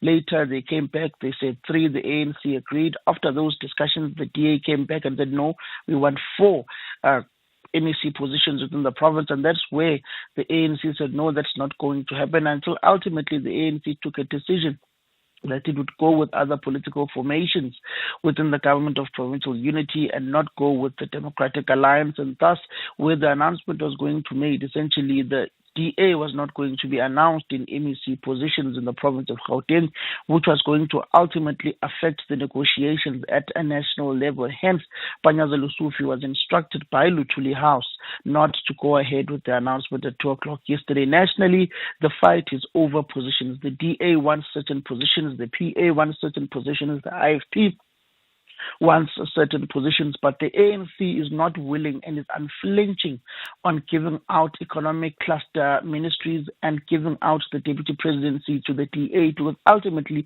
if they remove Shipokosa Mashatile as deputy president, it creates another level of contestation internally and rebellion against the president of the ANC, Cyril Ramaphosa, because ultimately it would mean Paul Mashatile would have to go sit at Luthuli House, and that would create political instability of some sort, because there would be those who would be pushing Paul Mashatile to focus solely on the 2027 campaign of the African National Congress at their 55th or their 56th National Conference. So we've got new parties coming in as well. Al Jamar, Rise Mzansi, UDM over the weekend. Does that make it a bit more complicated as well? They might want positions. So yes, maybe, as a global idea for the government, this is a good idea to have more parties, but it makes this immediate problem of appointing a cabinet more difficult. It makes it a bit more difficult, but as you know that there is clause 24 in this particular statement of intent of the government of national unity, which speaks about sufficient consensus of all political formations, and doesn't speak about sufficient consensus only between the ANC and the DA. It speaks about sufficient consensus around all political formations. And every party that joins, no matter how big, how small, would have to be consulted on the constitution of cabinet and the decisions that are made in government. And hence, with Rise Mzansi, Al Jamar joining, it makes it a bit difficult. But the ANC already has a relationship with Al Jamar on the virtue of the mayorship in the city of Johannesburg. And that would tell you that there is a relationship between the party and the dismantling of the Progressive Caucus within Parliament, which will ultimately have the former judge president for the Western Cape, Dr. John Hlophe, trying to unite that particular Progressive Caucus in Parliament, is being annihilated day by day, with these parties joining one by one this particular government of national unity. It started with the PAC, came with the UDM, and ultimately you are seeing other political formations like Al Jamar as well joining this government of national unity, which in day by day they have said that now they are done. They've got 10 political formations in the GNU. They will negotiate amongst the 10, and that dilutes the DA's power within the government of national unity, because without the DA, the GNU still has over 201 members of parliament, which is just above 50% that is needed to pass a certain resolution. Samkela Maseko, thanks very much indeed. Senior political reporter here at the SABC at 7:15 you with SAFM. Well, let's hear from the ANC themselves now. Mahlengi Bengu Mutsiri is the national spokesperson for the African National Congress. Mahlengi, good morning, and thank you for your time. Are you finding it difficult to negotiate with the Democratic Alliance? Is that why we still don't have a cabinet? Well, not quite. We note some of the public statements over the weekend that are attributed to the Democratic Alliance. but as Samkelo indicates, that this is not a coalition between the ANC and the DA. It's a government of national unity. There has been quite a number of parties that have made approaches to the ANC to say that they welcome the invite to join the government of national unity, and you'd have seen quite a number of them, including those that are not mentioned in our statement. We're going to be releasing some comprehensive statement this morning, updating the nation on the state of talks with other parties. Has John Steenhuisen asked for the position of Deputy President? Well, John Steenhuisen would have done so via the media, as we see it, because the conversations and the consultations that the president is having with various parties are not meant to be conversations that are public, because remember the Constitution says that it is the president who has the prerogative to set up the administration and to set up cabinet. Okay. The new parties that are coming into the coalition, I mean, obviously you welcome them. The idea of more parties is probably better, but could that make it harder to announce a cabinet? I mean, that's the immediate short-term problem, as it complicates that.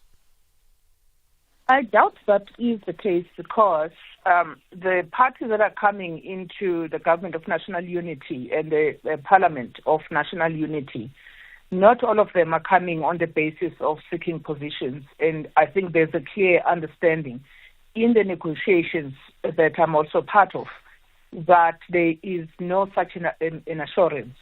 It is about getting the national interest to work and national unity project to work. And so it's not a case of, we've got 10 parties or 11 parties in whatever the case may be, and that this is going to be split among all parties. There's no such an understanding, certainly not on the part of the ANC. But what is an understanding on the part of the ANC is to ensure that there's an inclusive process. And I think our president is a mastermind at ensuring inclusion. Is it true that Fikile Mbalula had to phone the Gauteng Premier Panyaza Lesufi and ask him to delay his provincial cabinet appointment? The conversation, I can confirm that the delay in the announcement of the Executive Council, the Provincial Executive Council in Gauteng, has a lot to do with navigating this new reality. And so the delay, yes, is in the interest of making sure that we stabilize that province. And of course, that work is ongoing. Okay. There was another report that suggested that maybe he was only going to appoint MECs from the ANC, that he was not going to include people from the DA. That seems surprising to me, but is that true? No, it is incorrect. Totally incorrect, Suvan. The spirit of inclusivity applies to all provinces. It is and it's untrue. In fact, I can say it with authority that there was never going to be something of that nature. Okay. The discussion is about how do we diversify and how do we become more inclusive. It's not a crisis. It's something that needs to be navigated carefully. Sure. Okay, no, I understand that, and thank you for the clarity one way or another. There is another issue now. We understand that Zizi Kodwa, a former cabinet minister himself, of course, is going to be sworn in as an MP tomorrow. He faces corruption charges. We heard the testimony against him at the Zondo Commission, but he does face charges. On the record, he's appeared in court. Why is he still going to represent the ANC in Parliament? Well, I mean, that is a matter that is currently under discussion within the ANC. And at this point, I'll be hesitant to speak on this matter until such a time that today the matter is clarified. But being on the step-aside policy of the ANC doesn't suggest that a person cannot serve as a backbencher. But a person cannot serve as a senior leader in the public domain. But as I say, I think this is uncharted waters, and the matter is receiving attention. Okay, I mean, I think people are going to read many things into the tea leaves that you've just given us, Mahlengi, but I get that, Stephen. I totally get that. And I think that I must say to South Africans that this matter is quite sensitive at this stage, and we are taking inputs from our members, from our supporters, and from South Africans, and we need to take that to heart as we deliberate on the matter of Zizi Kodwa. Okay. I mean, the point would obviously be, and let me just sort of state the point, that the ANC says many times that it's going through a process of renewal. And so he faces criminal charges.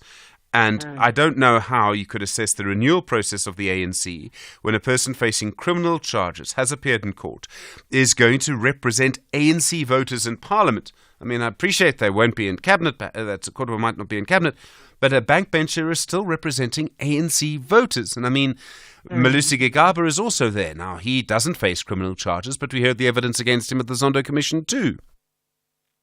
Yeah, as I say, I mean, Stephen, on this one, I'll be upfront with the listeners of SAFM and say that this is a difficult matter that the ANC is seized with.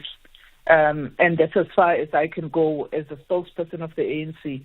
There is no spin to what I'm saying. I'm just being upfront. Mahlengi, thank you. I think I appreciate the clarity.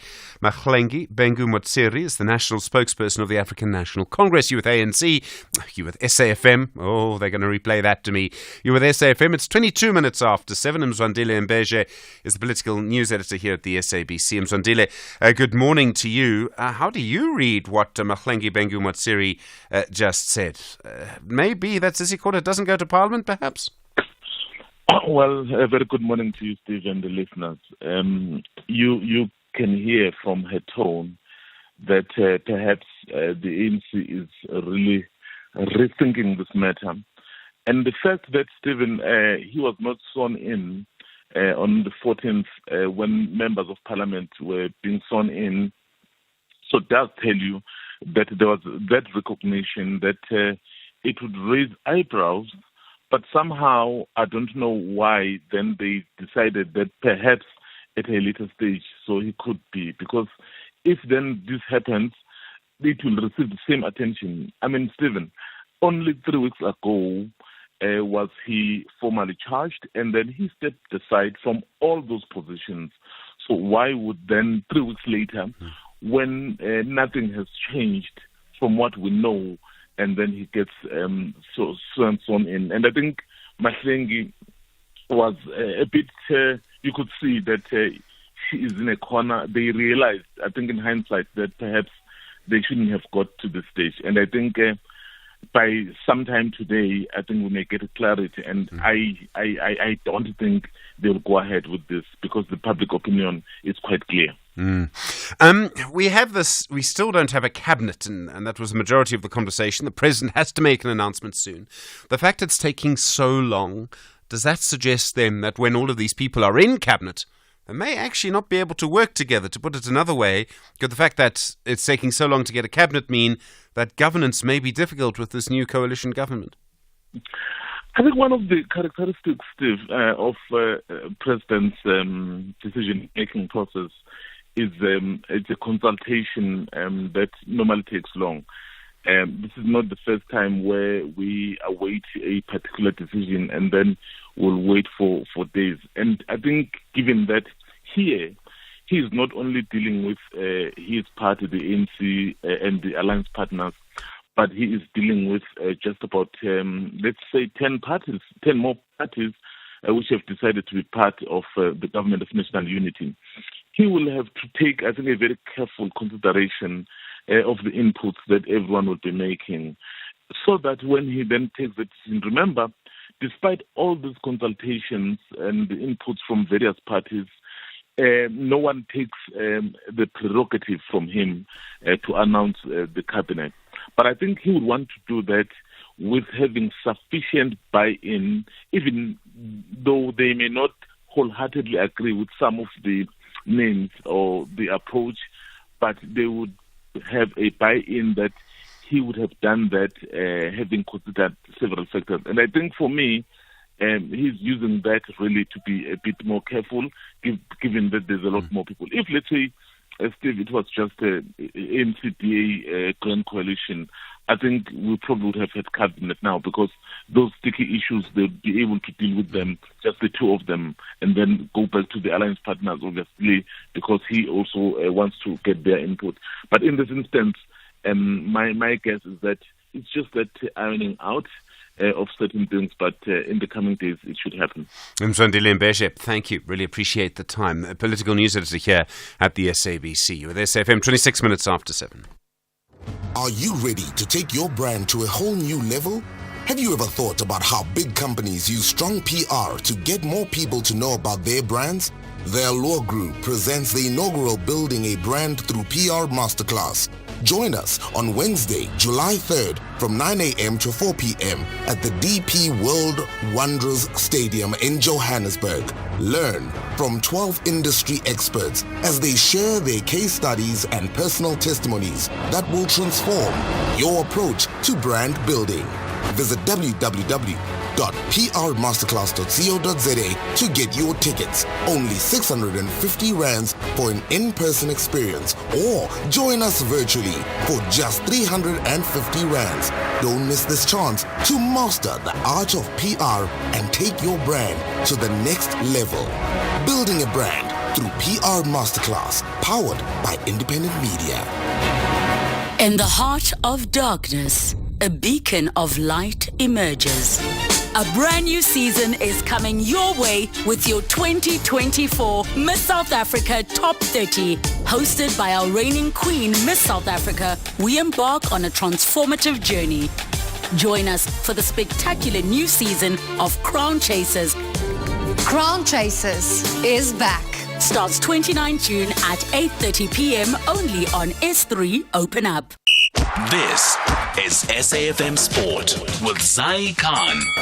Zai, good morning. We're through. Boom! We're in the semi-final, Stephen. We've advanced a thrilling win against the West Indies. All happened at Sir Vivian Richards Stadium, chasing a revised target of 123 in 17 overs, and that was due to rain. The Proteas did face some early setbacks, but managed to stay in the game. Marco Jansen emerging as the hero, hitting a decisive 6 in the final over to secure a 3-wicket victory. The West Indies, despite a strong bowling effort led by Andre Russell, couldn't hold off the Proteas charge. The victory marks South Africa's first semi-final appearance in 10 years and continuing their unbeaten run in the tournament.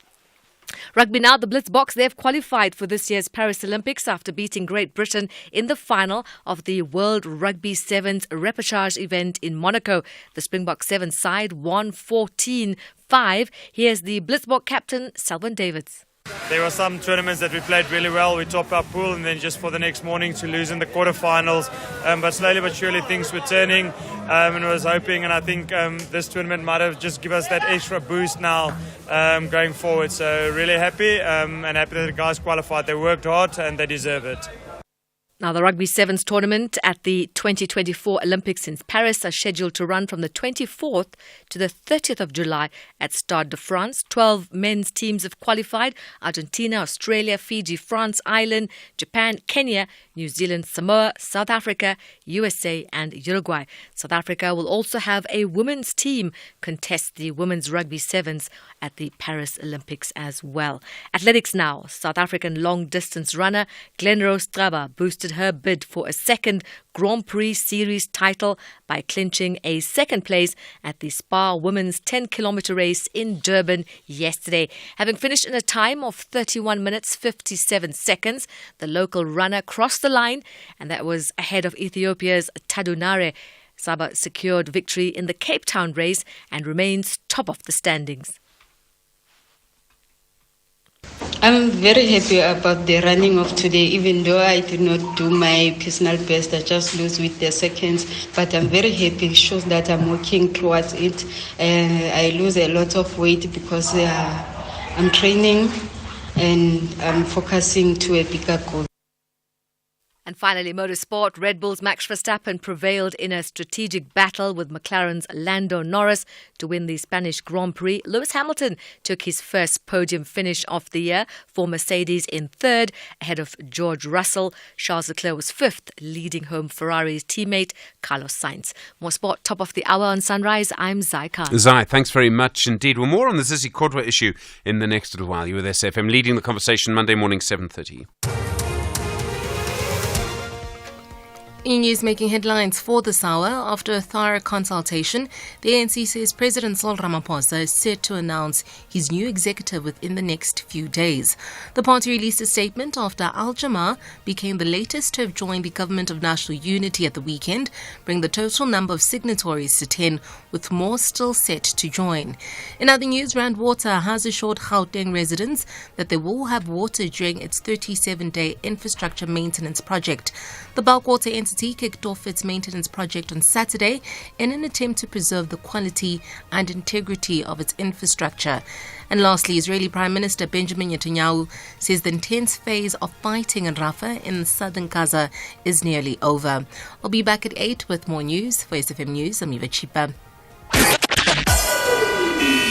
SAFM, guiding you through the rush hour traffic. Still very much school holidays, of course. Traffic patterns are a lot different, a lot lighter generally, but there's a couple of big delays you need to know about coming out of Pretoria on your way to Joburg. One is the N1. It's heavy today from Brockfontein all the way to New Road, jammed across all lanes. No obstruction, just volume by the looks of things. And the R21 queuing pretty heavily down to the roadworks at Clayville. So if you've got those early morning flights, just a reminder, there is a bit of traffic trouble on that route. The Mike 1 from Grayston Drive down through Corlett towards Glenhove looking a bit busy as well. Durban, motorists battling it out up the N2. It's a collision scene on top of the roadworks this morning between Spaghetti Junction and Umgeni Road. The roadworks near Westwood Mall as you come through 4 level, and then the crash up by the Clare Road Bridge. So big backlogs from as far back as the M7 Bluff exit. Petermaritzburg to Camperdown, checks fine, no major problems there. Cape Town, delays all over Khayelitsha's Spine Road and Jafta Masemola. That is a crash from earlier this morning. Absolutely every route going into that scene is absolutely jam-packed. And if you're on your way out of Cape Town, you probably won't be able to get into the Engen services around the Macassar area en route to Somerset West. Been a pedestrian collision blocking that off-ramp. The N2 is open, but you might just struggle to come off the N2 and get into that particular services area. Rob Byrne, SAFM Traffic. The business update on SAFM. In Tarling, morning again. How are the markets this morning? Well, markets kicking off the week on a bit of a slow note, Stephen. In Asia, stocks were mostly lower as investors practiced some caution awaiting inflation data from Australia, Japan, and the US later this week. With that, China's Shanghai index is down 0.43%, while Japan's Nikkei is up 0.79%. Looking at your US markets now, futures are in negative territory in anticipation of those all-important inflation prints as well. Back at home, sentiment quite sour at the end of last week after a stellar performance where we saw the JSE and Rand rally on the back of a somewhat improved political landscape. The JSE all-share in the meantime closed 0.4% lower on Friday.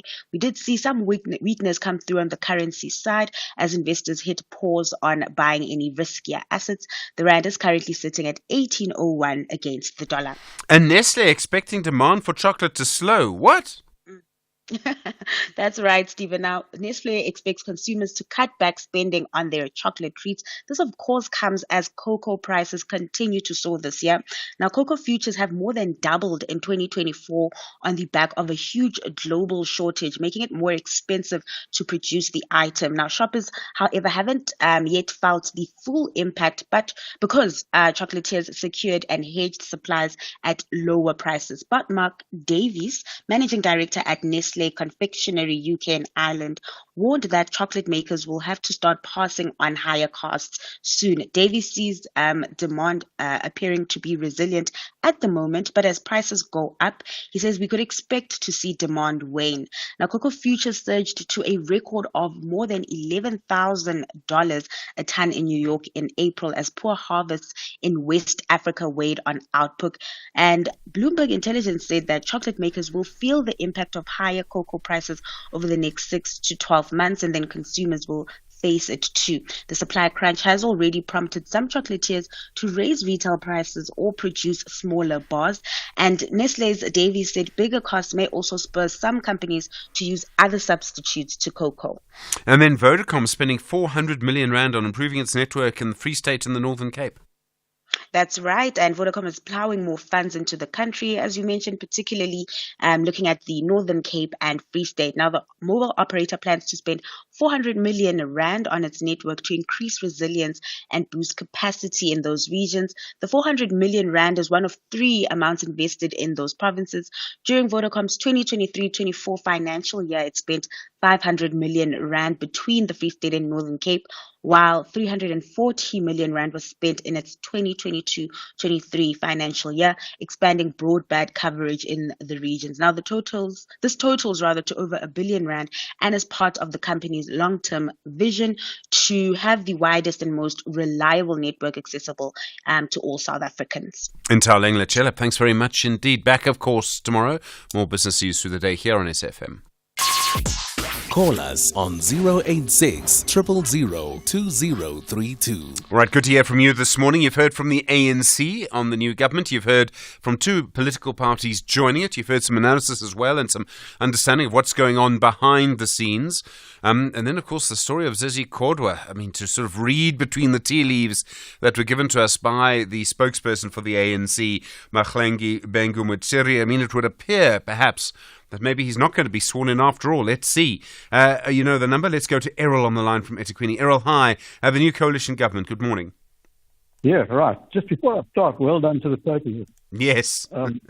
Yeah, absolutely. You know, Stephen, you've heard that saying, too many cooks spoil the broth. Yeah. I reckon, I don't know, look, I may be wrong, but I'm sure there's too many people in this government of national unity. You're going to get a lot of infighting with people with different ideas. You've got those on the socialist side and those on the right-wing side, maybe clashing with the government trying to decide which side it's going to take.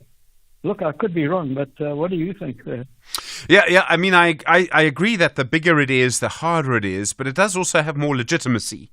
In other words, more people will agree with it. So you can go in lots of different directions, if that makes sense. Yeah, no, that's quite right, yeah. So, anyway, yeah. Stephen, thanks. Eh? All right, thank you. Errol on the line from Durban. We go to Springs. And I've got this name correct here, right? The person's name is Go For It. Go for it. Good morning. Go for it. I'm well. Go for it. Okay. I just want to talk about the speaker, what she said now. The spokesperson for the ANC. Yes, the spokesperson of the ANC. Okay. What is actually saying to us is saying, she's saying, this is what knows a lot of things that will just embarrass the ANC.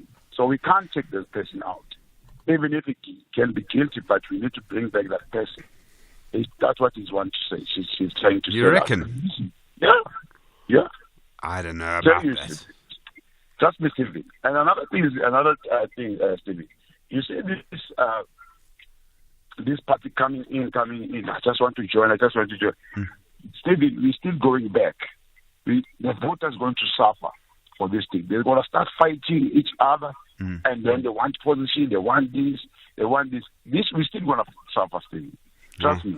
I'll tell you, one day we'll say, go for it, did mention this. Thank you. All right. Nope, go for it. Thank you. The name is Go For It, not the phrase, but thank you. On the line from Springs. Tumi in Johannesburg. Tumi, hi. You want to talk about crime? Yes, morning, Stephen. This morning, I mean, it was actually just so crazy. This morning I witnessed a hijacking right in front of me, about 20 to 30 meters ahead of me at 5:45, Stephen. Oh. And it was an old man, probably in his 70s. And I mean, it's quite scary because when you witness something like that, you know, you have to kind of take a double take. Do you stop and help or do you not? But eventually, I mean, I turned around first just to I went around the block just to kind of wait it out, and then I went back to help him out. And luckily, there was another gentleman there, and that was also the only reason I stopped, was that there was someone else there. It was too much of a risk because, I mean, it's also really dark. And we ended up calling 10-111, Stephen.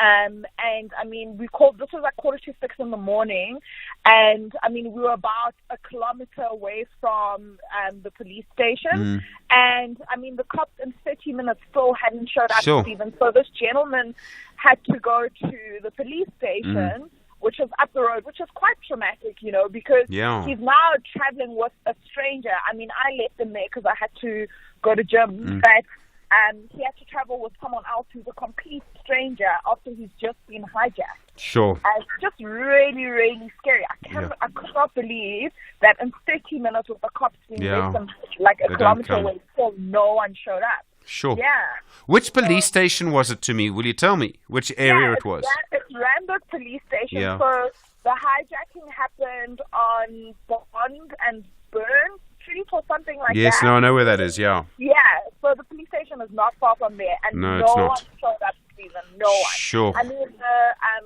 a community security company stopped as well, and they ended up calling the cops like 20 minutes in, hoping that maybe the police will come if he contacts them directly, and still nothing. Just no one showed up.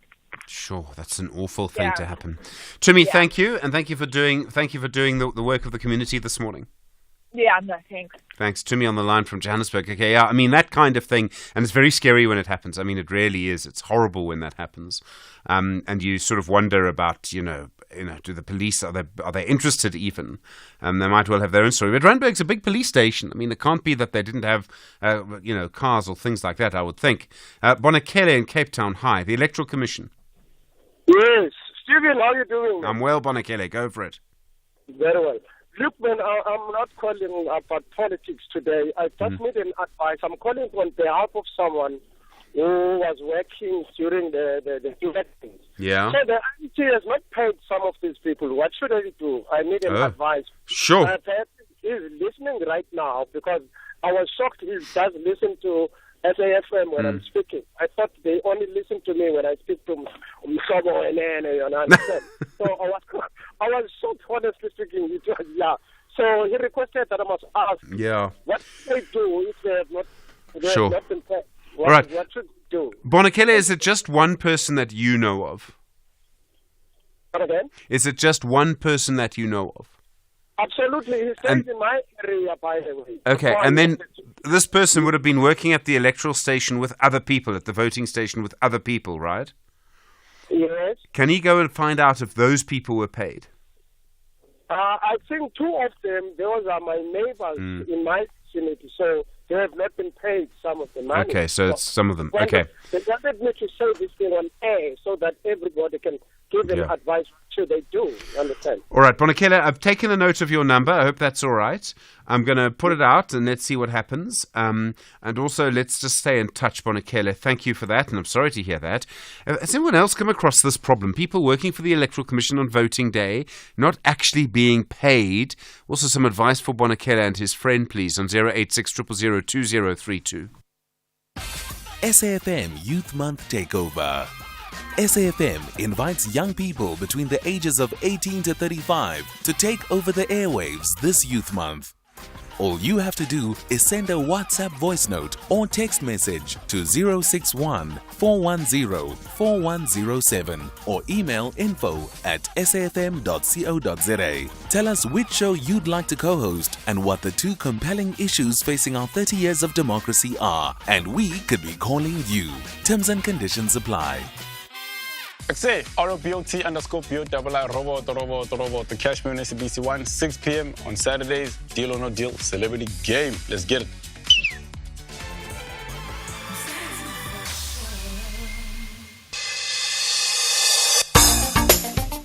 Big stories of the day. #SAFM Sunrise. 16 minutes to 8. You know the number well. You heard earlier the spokesperson for the ANC, Mahlengi Bengi Motsevi, suggesting, very carefully, that there might be a clarification around what will happen with Zizi Kodwa. Strong reports that he would actually be sworn in as a member of parliament tomorrow.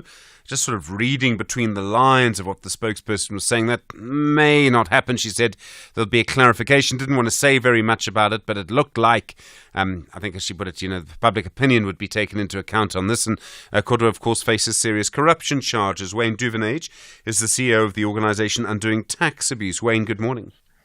Good morning. Nice to be with you today. Zizi Kodwa resigned from all of his positions just before the election because he faced corruption charges. He appeared in court. Looks like he could still now go back to Parliament. I mean, from the spokesperson's comments, maybe he won't. How do you feel about all of this? Yeah, we were quite surprised to read that he might be sworn in as an MP, especially on the back of those recent developments and the calls by the public and ANC's indication that they would like to clean up. And this is not going to send a good message to society that they are doing so if he is appointed as an MP. So we hope that he isn't, and we hope that we can move forward trying to clean up our parliament. And there's more to be done in that regard. But in the case of Zizi Kodwa, yeah, we believe he shouldn't be an MP. There's Malusi Gigaba is also a member of Parliament. The big difference between them is that Zizi Kodwa faces criminal charges and Malusi Gigaba doesn't. But we did see the testimony against him at the Zondo Commission. Do you think he should be in Parliament? No, we don't. But again, the whole argument of innocent until proven guilty is one thing. Even Zizi Kodwa hasn't been proven guilty yet. But I think once the MPA lays charges, one believes there's a strong case. And some of this is around ethics and moral courage to step aside and the ANC to start applying its ethics policies more stringently. So I think the jury's out on others. I mean, the same applies to Gwede Mantashe and others. So we'll have to see. But seriously, if we're going to clean up Parliament, we're going to clean up our government. There's a lot of dubious appointments at the moment in Parliament. There's another issue, if I may, about driver's license cards. And there was some sort of undertaking that driver's license card, so your driver's license never expire. Your card is currently valid for 5 years, then you have to get a new one. There's been a lot of pressure from yourselves and other groups for that period of validity to be extended. Now it seems like it won't happen. There seems to have been comments from people in government that actually it will stay 5 years. What's happening here? Yeah, it's very, very confusing, Stephen. I mean, we've done some research in the past. We shared this with Fikile Mbalula, the Transport Minister at the time. In fact, Dupuy Peters in 2013 had already decreed and passed the Gazette that the driver's license should be valid for 10 years. And this is the case in most countries around the world, some countries even 15 and one in 20 years. Doesn't make sense to renew this every 5 years. It's costly, it's time consuming. It just made sense to move it out. They agreed to do so. The minister at the time, Mbalula, said that, okay, they'd move it to 8 years, a little bit shy of the 10. And then we hear they've rescinded this on some feeble excuse. So we're going to have to put pressure on government to come to their senses. They have said that they want to start engaging with civil society and ruling on behalf of the people. Well, this is an indication that they're going backwards. Sure. Wayne Duvenage, thank you, CEO of the organisation Undoing Tax Abuse. I don't know if you have a view on that, how long you think your driver's licence card should be valid for. 12 minutes now to 8 the time. At SFM Radio and at Stephen Grootes on Twitter. Kennedy on the line from Tshwane. Kennedy, hi. Good morning. What's going on there? Good morning, Stephen. How are you? I'm well. Go for it. Listen, man, I wanted to comment on the Sunnyside police station terrorizing foreign nationals in Sunnyside. Yeah. So I happened to be there yesterday with my wife and my two kids. We were making a U-turn next to ShopRite to put in fuel by Shell Garage. So all of a sudden, these police officers, they're trying to overtake, and I'm turning. All of a sudden, they stop in front of me. They're busy shouting at me, even to the point of calling me using xenophobic words. Sure. I mean, just because Sunnyside is filled with a lot of foreign nationals, they assume that everyone is a foreign national, which is so bad in this day and age that we still have black police officers. Listen, I'm not trying to say that all of them are like that, but yesterday it was 2 of them. And I literally know them. I know the car and everything. It's really so bad that in this nation that we're in right now, such things are still taking place. And did they with our fellow black officers? Did they try and charge you or anything, or did they just shout at you? No, they were just shouting like what I was doing is illegal. Yeah. They were trying to enforce their power on me. Yeah, listen. I'm like, listen. there's no need for you to try to enforce your power on me. I'm trying to turn around and put in fuel there. I'm not obstructing any traffic. Sure. Okay, Kennedy. Yeah, look, I mean, we've heard about issues in Sunnyside before, and I know it's quite a complex set of problems there. But yeah, that's not the way this should work. Kennedy and Tswane, thank you. I mean, this is really one of the problems with that we face at the moment is so many people's experience of policing is that, rather than what should be sort of legitimate policing, if you know what I mean, policing that is aimed at basically making people follow the law. But we get that instead. With SAFM 10 minutes state. SAFM, guiding you through the rush hour traffic. Good morning. In that heavy mist around Emeletheni, there has been a big collision scene blocking the N4 route. This is between Middleburg Plaza and Olifants River. So if you're moving from Middleburg on the N4 into Emeletheni, quite a backlog of traffic into that scene. And the mist continues, mist and fog, if you like, southern side of Emeletheni. Multiple routes going slow because of it. The N1 through Midrand, pretty busy for a school holiday Monday. Backlogging from Brockfontein all the way down to about New Road. There is some delay on the N1 around Randburg as well this morning, coming from Bayers Nordier up towards Winnie Mandela. That is looking quite slow. The traffic lights are off at Winnie Mandela and the N1, so that always causes a problem as you try to off-ramp the highway into effectively traffic delay over the bridge system. The Mike 1 going south from Sandton, a crash near Athol, Oakland, so from Sandton into Melrose it's heavy, and there's been a crash on the Mike 1 northbound before Empire Road, so queuing coming up through Crown, backlogs down towards Gold Reef City territory at this stage. Durban's N2's been a bit of a mission to work through, not only the roadworks just north of Spaghetti Junction, but also a collision scene up by the Clare Road Bridge here. It has been cleared, but it's left a really big backlog of traffic coming up the N2 from the M7 and inbound from Pavilion Mall, trying to clear into that N2 north traffic. On the opposite side, pretty heavy as well, Mgina Road to Spaghetti Junction. That is another breakdown, one of the many that we'll see today on that section between Mgina Road and Spaghetti Junction, so that's slow. Cape Town's Belrail area, the Robert Sebukwe option coming up from Belleville South in towards Belrail, very slow, and plenty of traffic still jamming at Khayelitsha. It's the Spine Road, Jafta Masemola Junction, where police are on the scene of an earlier crash. And if you're heading out of Cape Town, there are some delays approaching the Engen services in the Macassar area between Macassar and Somerset West. That's a crash involving a pedestrian, which has blocked the off-ramp to Engen services. There's also now an impact on the N2 main carriageway towards Somerset West. Rob Byrne, SAFM Traffic. Life gets too busy, and SABC Sport gets it. That's why we're bringing you Final Analysis, the sole destination to fill you in on all sport action that goes down every weekend. This is a premium Sunday night wrap-up show, giving match highlights, final scores, post-game reactions, expert analysis, and sport news weekend roundup of the local and international arena. Catch Final Analysis every Sunday at 9:30 p.m. live on SABC Sport on DTT Channel 4. Also available on SABC Plus and SABCSport.com. Proudly brought to you by SABC Sport. For the love of the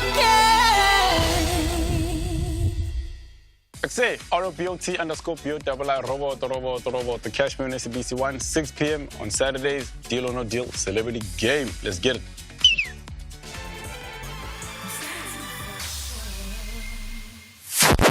Agenda-setting conversations of the day. It's 7 minutes now to 8 the time. Good morning, Eunice on the line from Johannesburg. Eunice, hi. The new coalition government. How are you feeling about it, Eunice?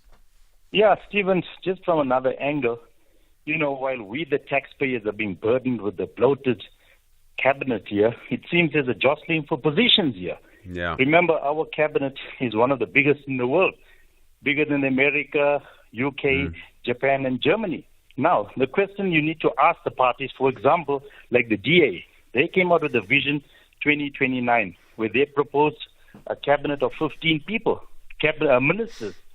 Now, are we still going to go with 30 or 32 here? Yeah. It's costing over $1.5 billion a year, and this is taxpayers' money. You could also just, have a big cabinet if you want, but cut the perks. Well, that's it. Cut the perks or cut the ministers and the deputy ministers. And this is a question a lot of them said before the elections were going with this. And now that they're forming this government of national unity, where do they stand on this? Because at the end of the day, we are paying for it. Yeah, no, Eunice, thank you on the line from Johannesburg. I think that's one of the topics of this that's going to come out more and more. Muzi in eThekwini. Muzi, hi. Good morning, Stephen. Morning, Muzi.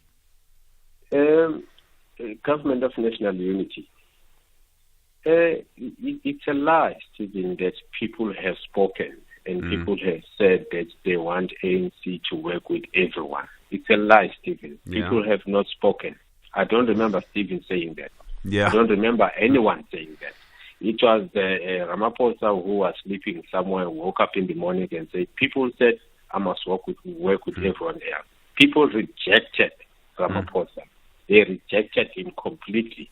They rejected this government who is who is westernized. They rejected this kind of government, especially in KwaZulu-Natal. They rejected the ANC. They rejected the IFP. They rejected the DA. And all those political parties who were rejected by the people, they turn around and want to rule the people that they've rejected.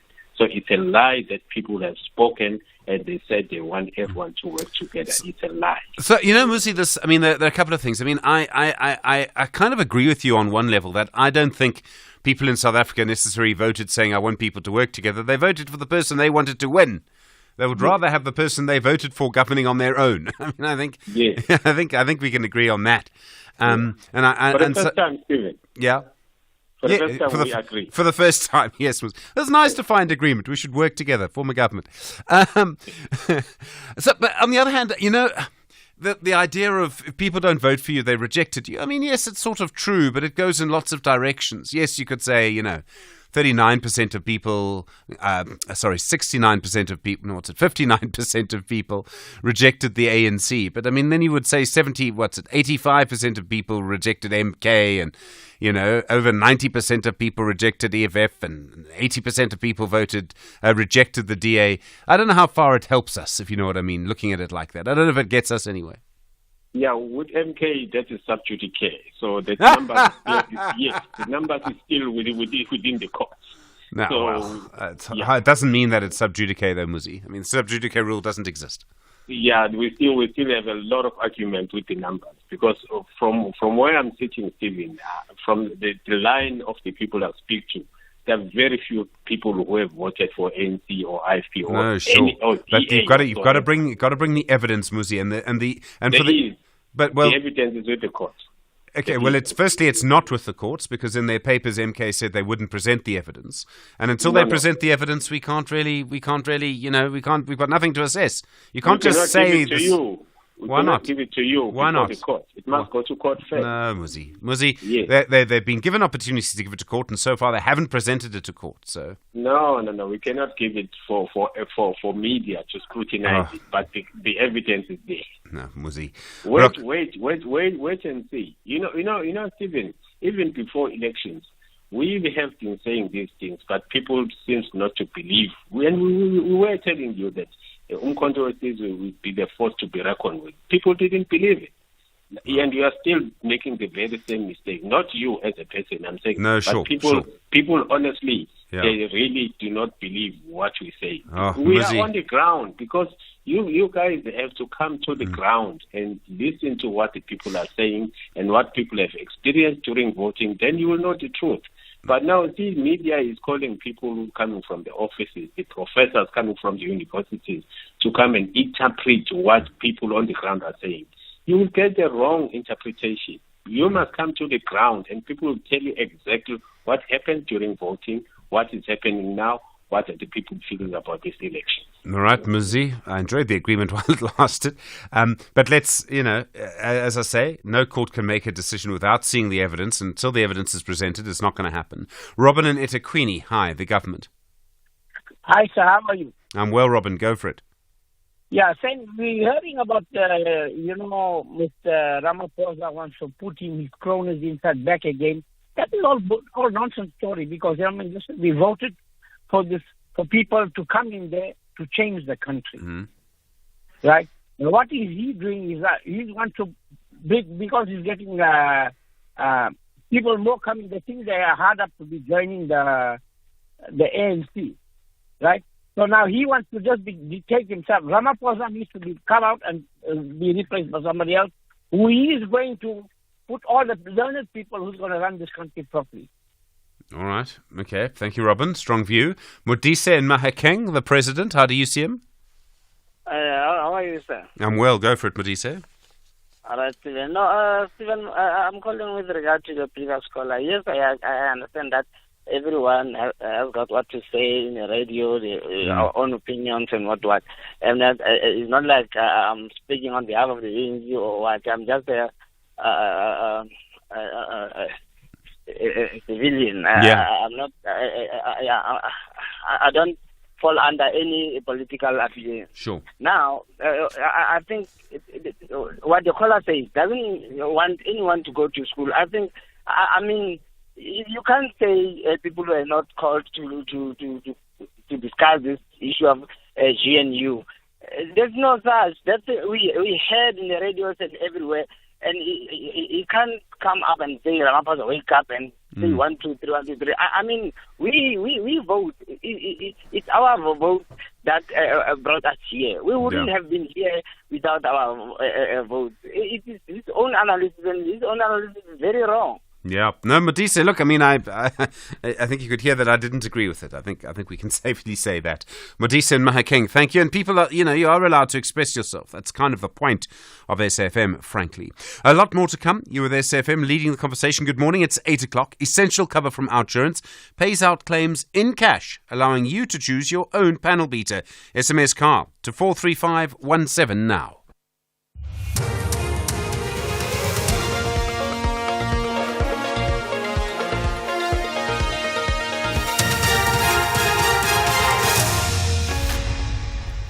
Top stories for this hour. ANC confirms Ramaphosa will announce his cabinet soon and operations at the Mthatha airport return to normal. Good morning, I'm Eva Chipa. After a thorough consultation, the ANC says President Cyril Ramaphosa is set to announce his new executive within the next few days. The party released a statement after Al Jamal became the latest party to have joined the Government of National Unity at the weekend, bringing the total number of signatories to 10, with more still set to join. Ndebo Mokobo reports. With the first phase of parties who want to join the unity government now concluded, all eyes are now on President Cyril Ramaphosa to name his cabinet this week. Playing its cards close to its chest, the ANC is seemingly not prepared to give up any of the economics or security portfolios. It also wants to keep the presidency with a consensus that Paul Mashatile should stay. The DA, on the other hand, has set its eyes on the minister in the presidency, with its leader John Steenhuisen's head thrown in the ring. But constitutionally, it remains the president's prerogative on who to field in his executive. Ntebo Mokobo for SABC News. 3 initiates have died at initiation schools in Limpopo since the start of the winter initiation season. According to information, an initiate died at a school at Khawale village outside Zanin, and 2 others died at an initiation school at Kharapahlelo, which is in the Sekhosese area. Police and traditional authorities are yet to comment. The University of Stellenbosch's council is expected to meet today and to look at recommendations of an investigation to close down its Wilgenhof residence following the discovery of disturbing contents in 2 rooms at the residence.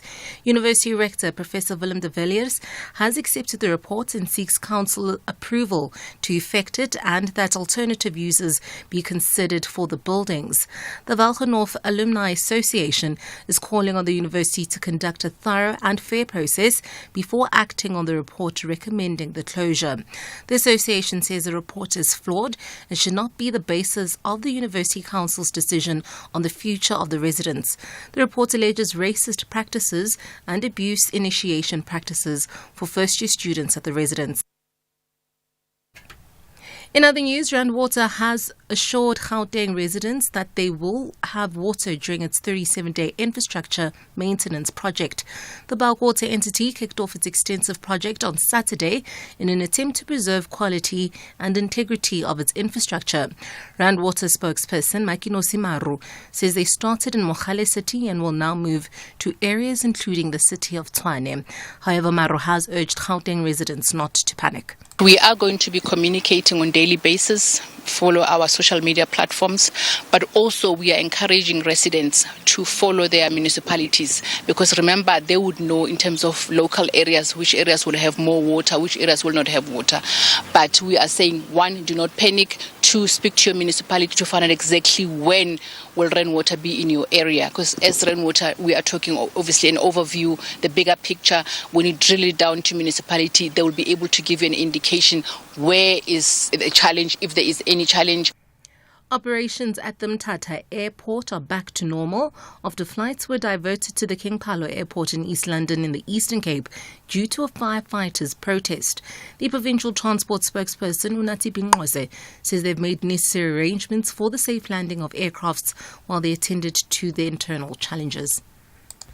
We wish to extend our sincerest of apologies to all the travellers that were affected by yesterday's problems at the Mthatha Airport, which necessitated that flights are diverted to East London Airport, as landing without firefighters on standby is strictly prohibited. To avoid the recurrence of that, we have moved in with speed to rope in firefighters from the municipality for a safe landing. We are in constant contact with the protesting workers to find a lasting solution to any issues they may have.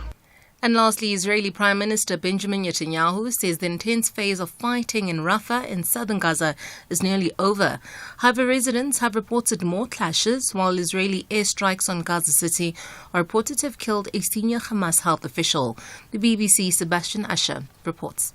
For some time, Mr. Netanyahu has been suggesting the Israeli military operation in Rafah would be the last major offensive of the campaign against Hamas. And he made it clear once more that the war itself would not end until Hamas was completely driven out of power in Gaza. Mr. Netanyahu said that completing the most intense phase of the war would, however, allow for troops to be moved up to the border with Lebanon. This was for defensive purposes, he stressed, and to allow tens of thousands of Israelis to return to the homes they've had to flee. Recapping the top story for this hour, the ANC says President Cyril Ramaphosa is set to announce his new executive within the next few days. The party released a statement after Al-Jama became the latest party to have joined the unity government at the weekend, bring the total number of signatories to 10. I'll be back at the bottom of the hour for SFM News. I'm Eva Chipa. Eva, thank you. And that's the news for this hour. Theft, accident and R1 million liability cover, all covered by Outsurance Essential. Get a quote today. SMS CAR to 43517. Did you know that with Outsurance Essential, valid claims are paid out in cash? Let me say that again. Outsurance Essential pays your car insurance claim in cash. That's cash paid into your bank account that you can use to repair your car at any panel beater of your choice. Outsurance Essential for cars older than 5 years, not financed and valued at under 125,000 Rand. SMS CAR to 43187 for a quote.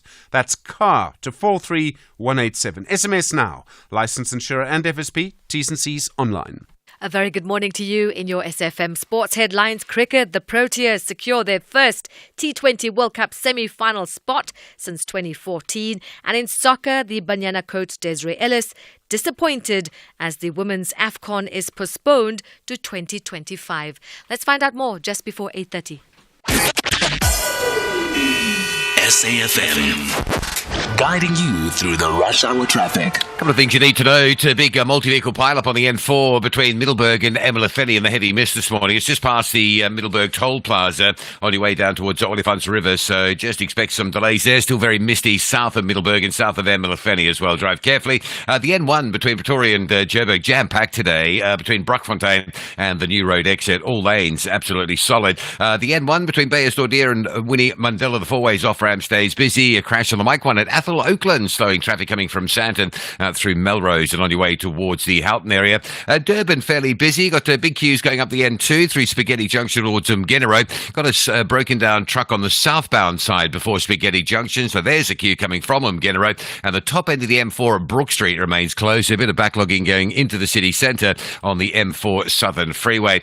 Cape Town, Jefferson Masemola and Jefferson Masemola Spine Road Junction, Khayelitsha are still very busy, particularly inbound to Khayelitsha off the N2 along Spine Road. That's passing a much earlier crash scene. Rob Byrne, SAFM Traffic. SAFM Sunrise. A vivid start to your day. 8:09. Good morning. You're with SAFM Sunrise. I'm Stephen Grootes. Right, lots to come. We'll talk initiation, of course, in a while. There's so much going on around that with illegal initiation schools, abductions, all of the things that are happening. It's a real problem. We'll find out more about it from 8:30. That's your mediated conversation. We'll talk about the sardine run and how that's changing and the impact of the sardine run on ecology around the world. And in a moment, the Pitbull Federation. That issue is still a big issue at the moment. You know the number 086 000 2032. SAFM Youth Month Takeover. SAFM invites young people between the ages of 18 to 35 to take over the airwaves this Youth Month. All you have to do is send a WhatsApp voice note or text message to 061 410 4107 or email info@safm.co.za. Tell us which show you'd like to co-host and what the two compelling issues facing our 30 years of democracy are, and we could be calling you. Terms and conditions apply.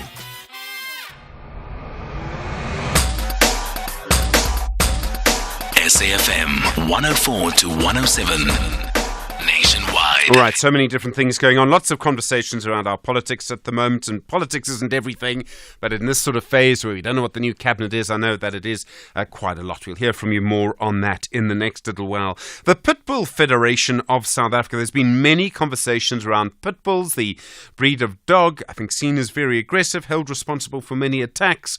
There's been some moves. Some people have been launching petitions to ban the breed, to put certain conditions around how they're actually managed. Now, the Pitbull Federation saying that it believes that incidents involving pit bulls are not being properly reported. Leander Rieder is the spokesperson for the Pitbull Federation. Leander, good morning. Good morning, Stephen, and good morning to all the listeners. You say the media is not reporting accurately. What do you mean? What are you worried about here? We as a federation are worried about the type of breed that are being implicated in these incidents. The recent incident that took place in the Free State was Pitbull type dogs and Rottweilers, and nobody ever mentions that anywhere. And when you report on incidents like this, it's horrific. The incident in such is horrific enough. To portray the wrong or implicate the wrong breed even fuels the frenzy that goes around on the vicious dogs even more. Our American Pit Bull Terrier as a breed has never been bred to be human aggressive. And biting incidents does not necessarily occur because of a specific type of breed, but more because of behavior of that specific dog. Question. Okay.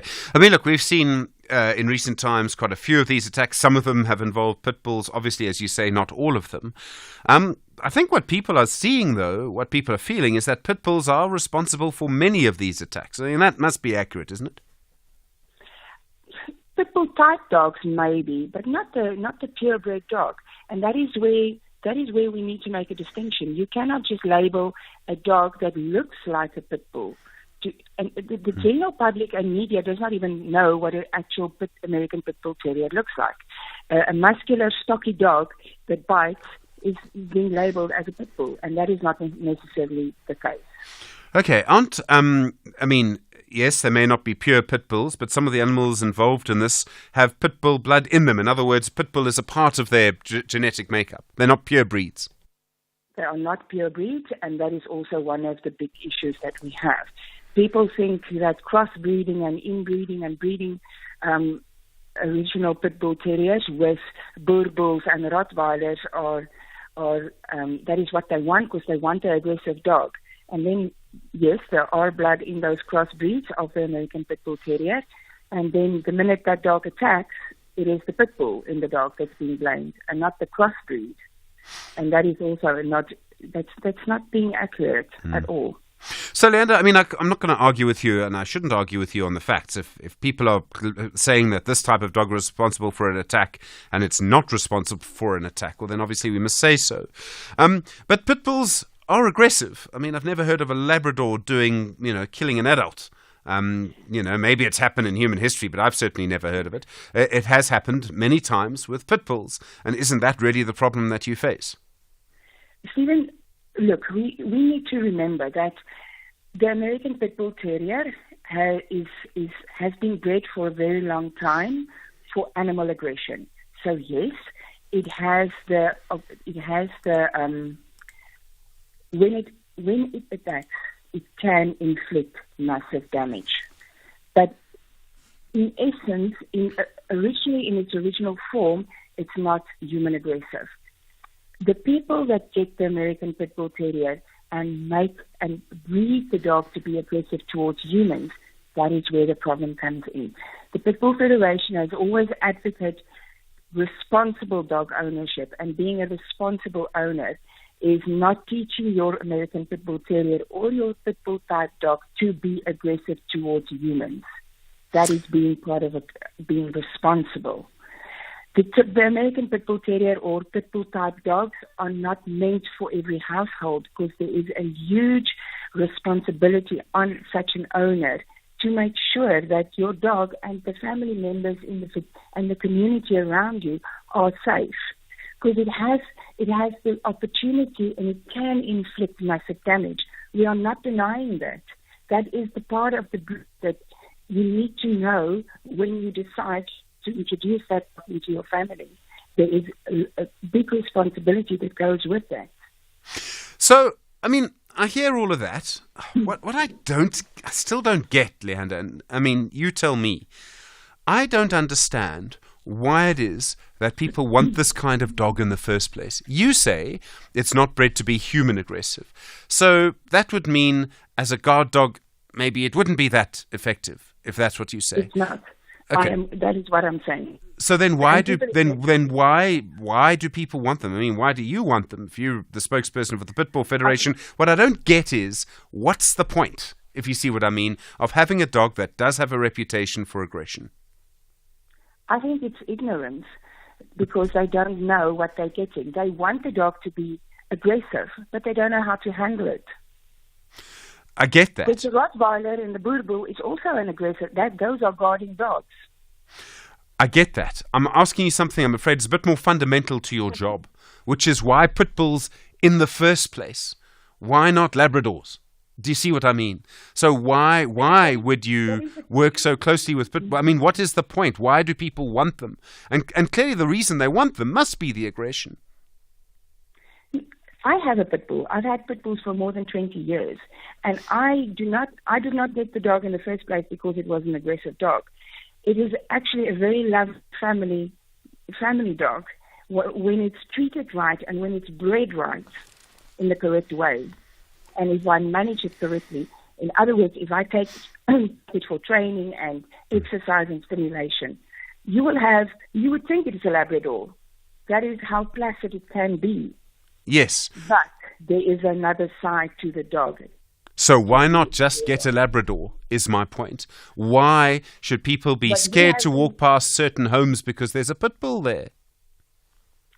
It's purely because of ownership. I mean, why don't I get a poodle? I don't like poodles. I don't like the. I can't stand poodles either. But I'm also. But I know that a Labrador isn't as far as I know, has never been held responsible for killing someone who was walking down the street. Pit bulls have. And Leander, I mean, you and I have had this conversation before in a way. I still don't understand what it is that somebody wants from a pit bull. What do they get from it?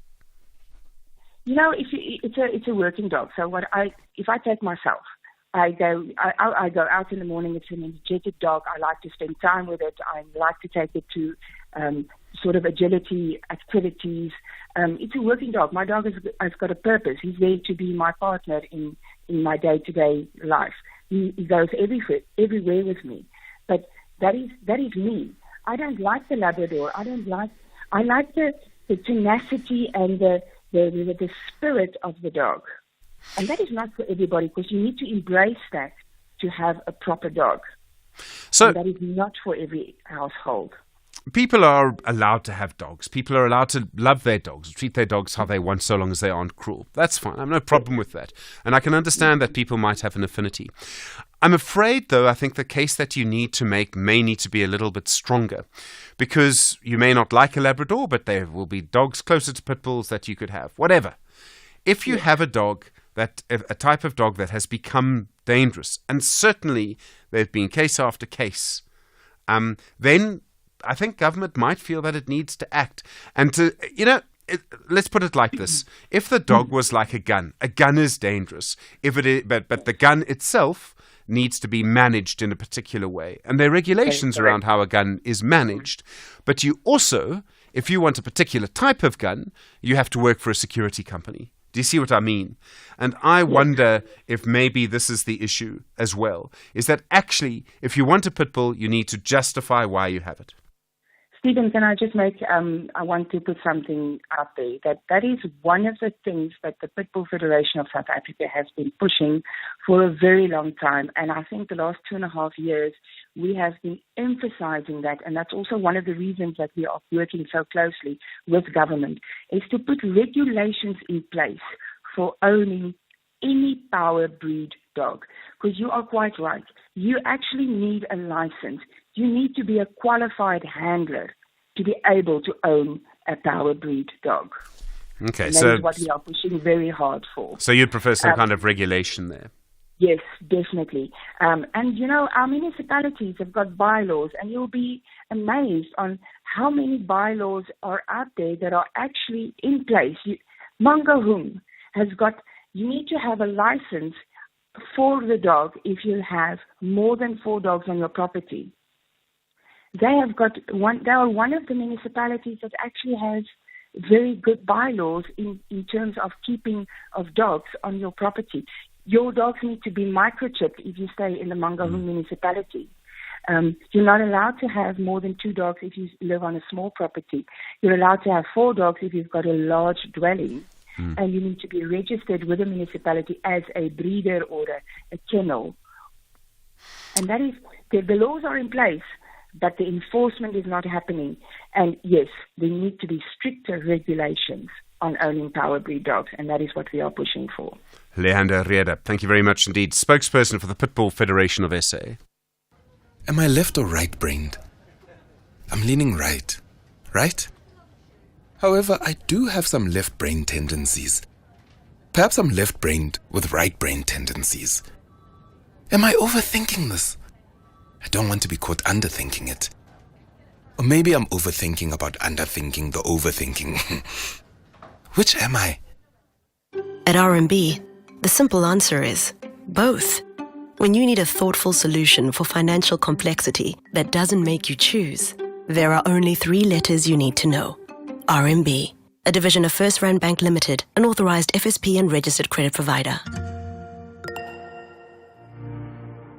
In the heart of darkness, a beacon of light emerges. A brand new season is coming your way with your 2024 Miss South Africa Top 30. Hosted by our reigning queen, Miss South Africa, we embark on a transformative journey. Join us for the spectacular new season of Crown Chasers. Crown Chasers is back. Starts 29 June at 8:30 p.m. only on S3 Open Up. The Science of Life on SAFM. 22 minutes after 8 the time. Well, I don't know if you've ever followed the sardine run and the impact that it actually has and how big the impact is, and the impact that is also, unfortunately now, we see changing. It is literally thousands, hundreds of thousands, millions of sardines that suddenly appear off our coast and suddenly with them bring a huge amount of other animals. Professor Peter Teke is the professor in zoology at the University of Johannesburg and a geneticist. Professor, good morning and thank you very much indeed for your time. Good morning. Thanks for inviting me. So, firstly, the sardines seem to almost come out of nowhere, but they've actually been in the deep ocean. What have they been doing down there? Well, that's a long story. The question is obviously what sardines are we actually talking about? And the genomic work we've done has led us to realize that there are actually 2 South African stock components. There's a western one that likes cold water and a southern one that likes warm temperate water. And the interesting thing is that the sardines that participate in the sardine run are actually from the west coast. What are they doing down there? Is essentially, many of them have moved across, just quite randomly, I think, and they're accumulating in the southeast coast, out of sight at greater depth, and that is where upwelling is taking place. So there's essentially cold, nutrient-rich water coming upwards, and that supports temporarily a rich food web on which the sardine feeds, and then everything else feeds on the sardines. And then they suddenly sort of come closer to the surface, they start moving closer to the coast. What happens then? Yeah, essentially, as far as we can tell, the upwelling eventually ends, and now they have to make a decision, where do we go next?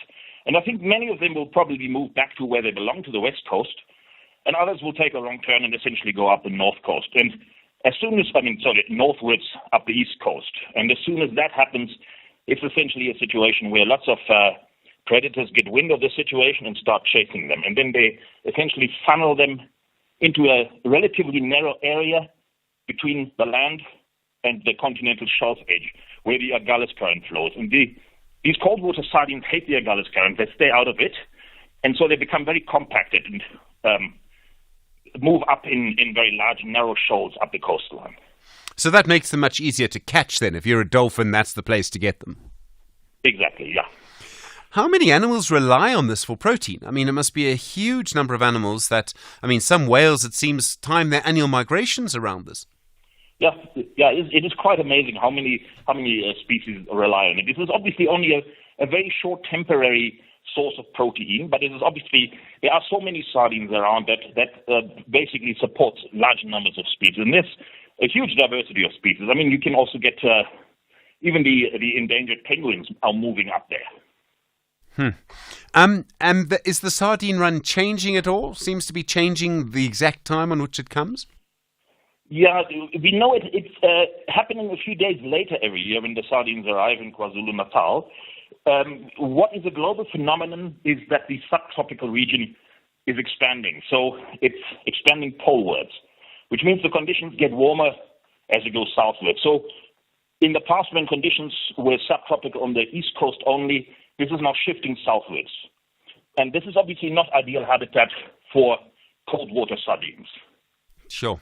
So does that mean then that the animals that rely on them may find that they're not available anymore? It's a difficult situation. I mean, there has been talk that the sardine runs are getting weaker and weaker, but I heard last year's sardine run was actually one of the best ever. I'm not sure what the present situation is. I haven't had time to go yet, but I'll make an effort to go very soon. In terms of overfishing, I think there is no problem on the East Coast because that is obviously only a small fraction of the West Coast stock that makes its way up there. But climate change is obviously a very difficult one to predict. For example, if the conditions become too subtropical, too far south, it's entirely possible that the sardines will never even decide to move northwards because the water's too warm. They will go straight back to the West Coast, and then there will be no sardine run.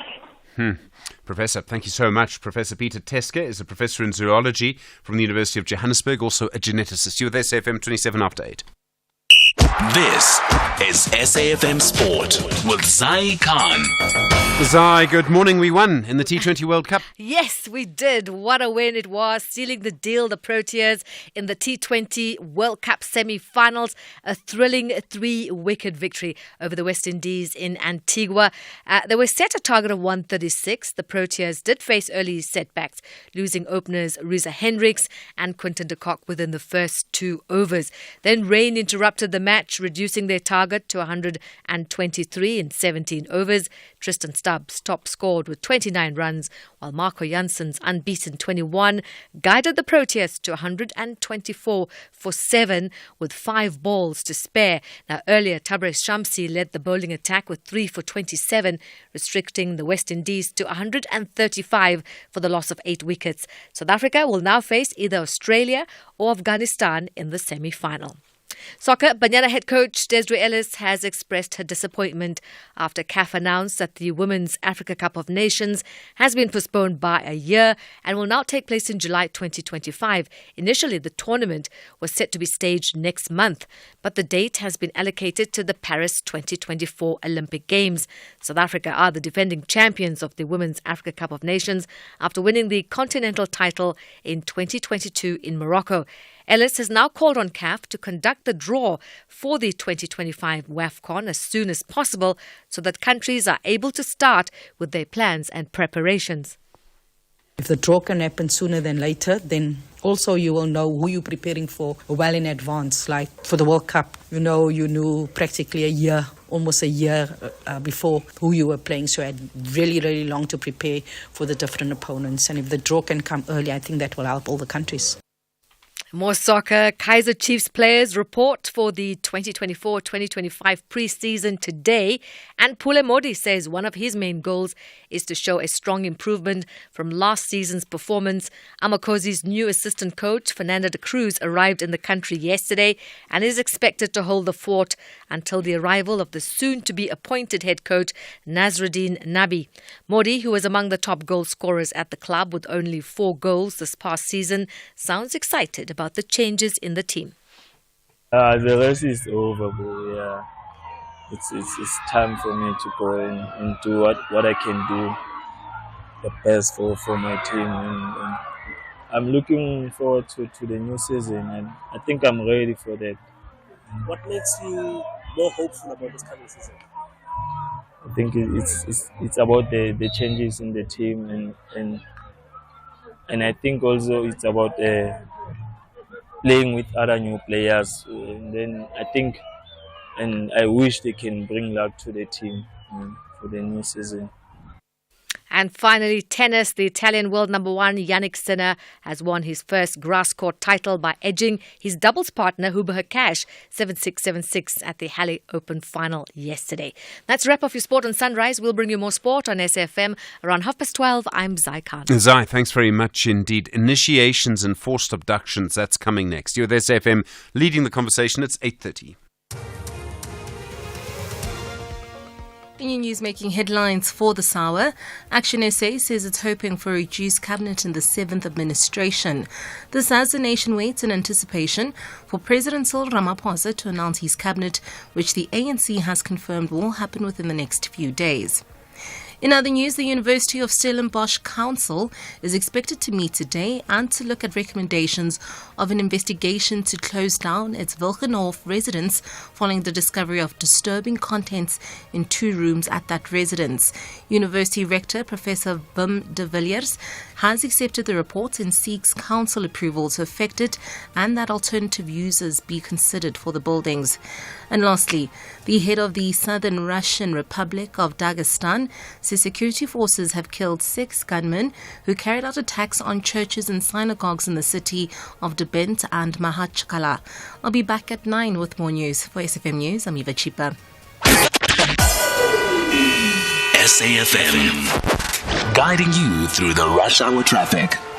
Stays busy on the N1 through Midrand this morning. If you're just leaving Pretoria, wondering what the state of play is like, it's fairly busy across all lanes between Old Joburg Road and Olifantsfontein Road.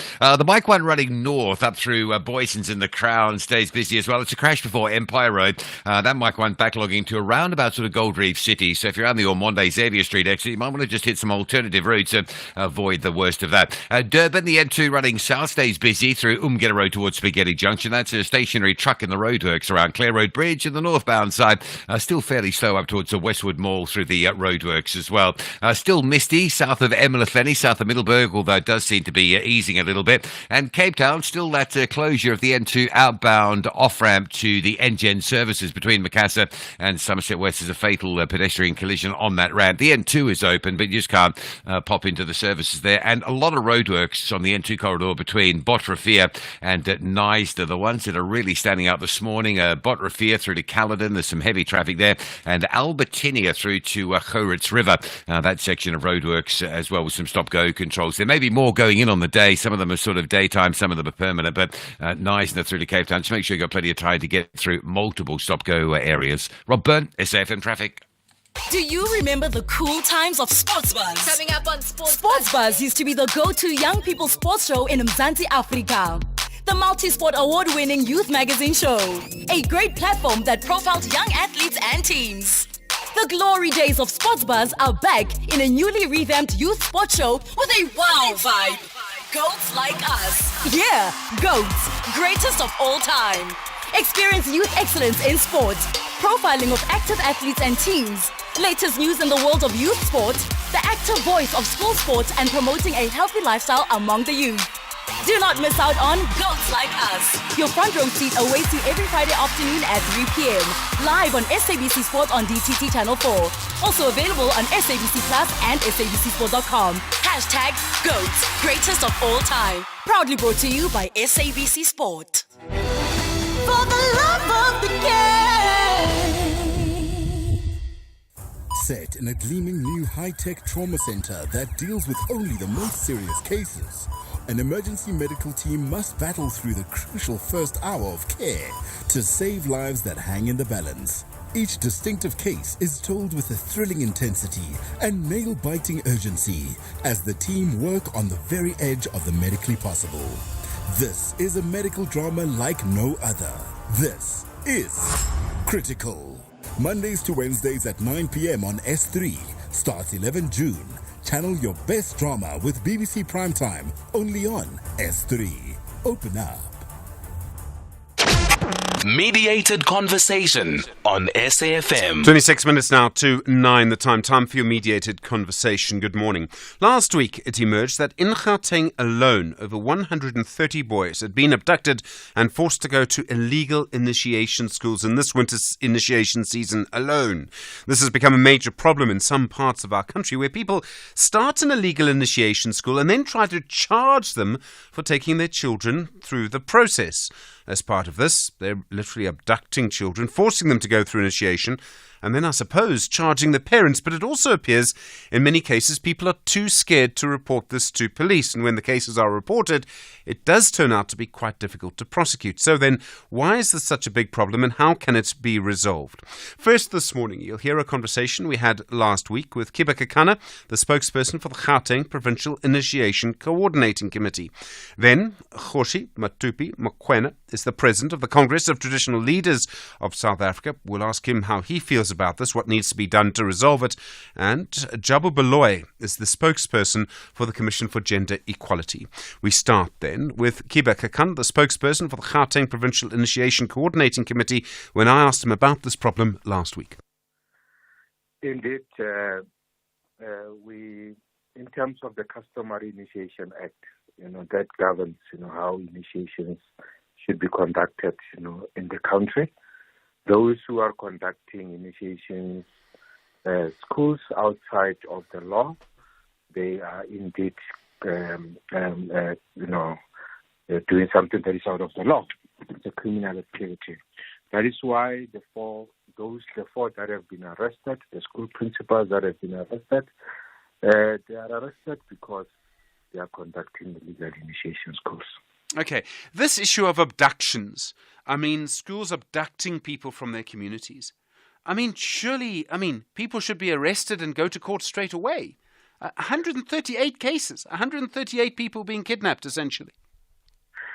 There were 8 illegal schools that were operating because for a school to operate, it has to get a permission from the Provincial Initiation Coordinating Committee.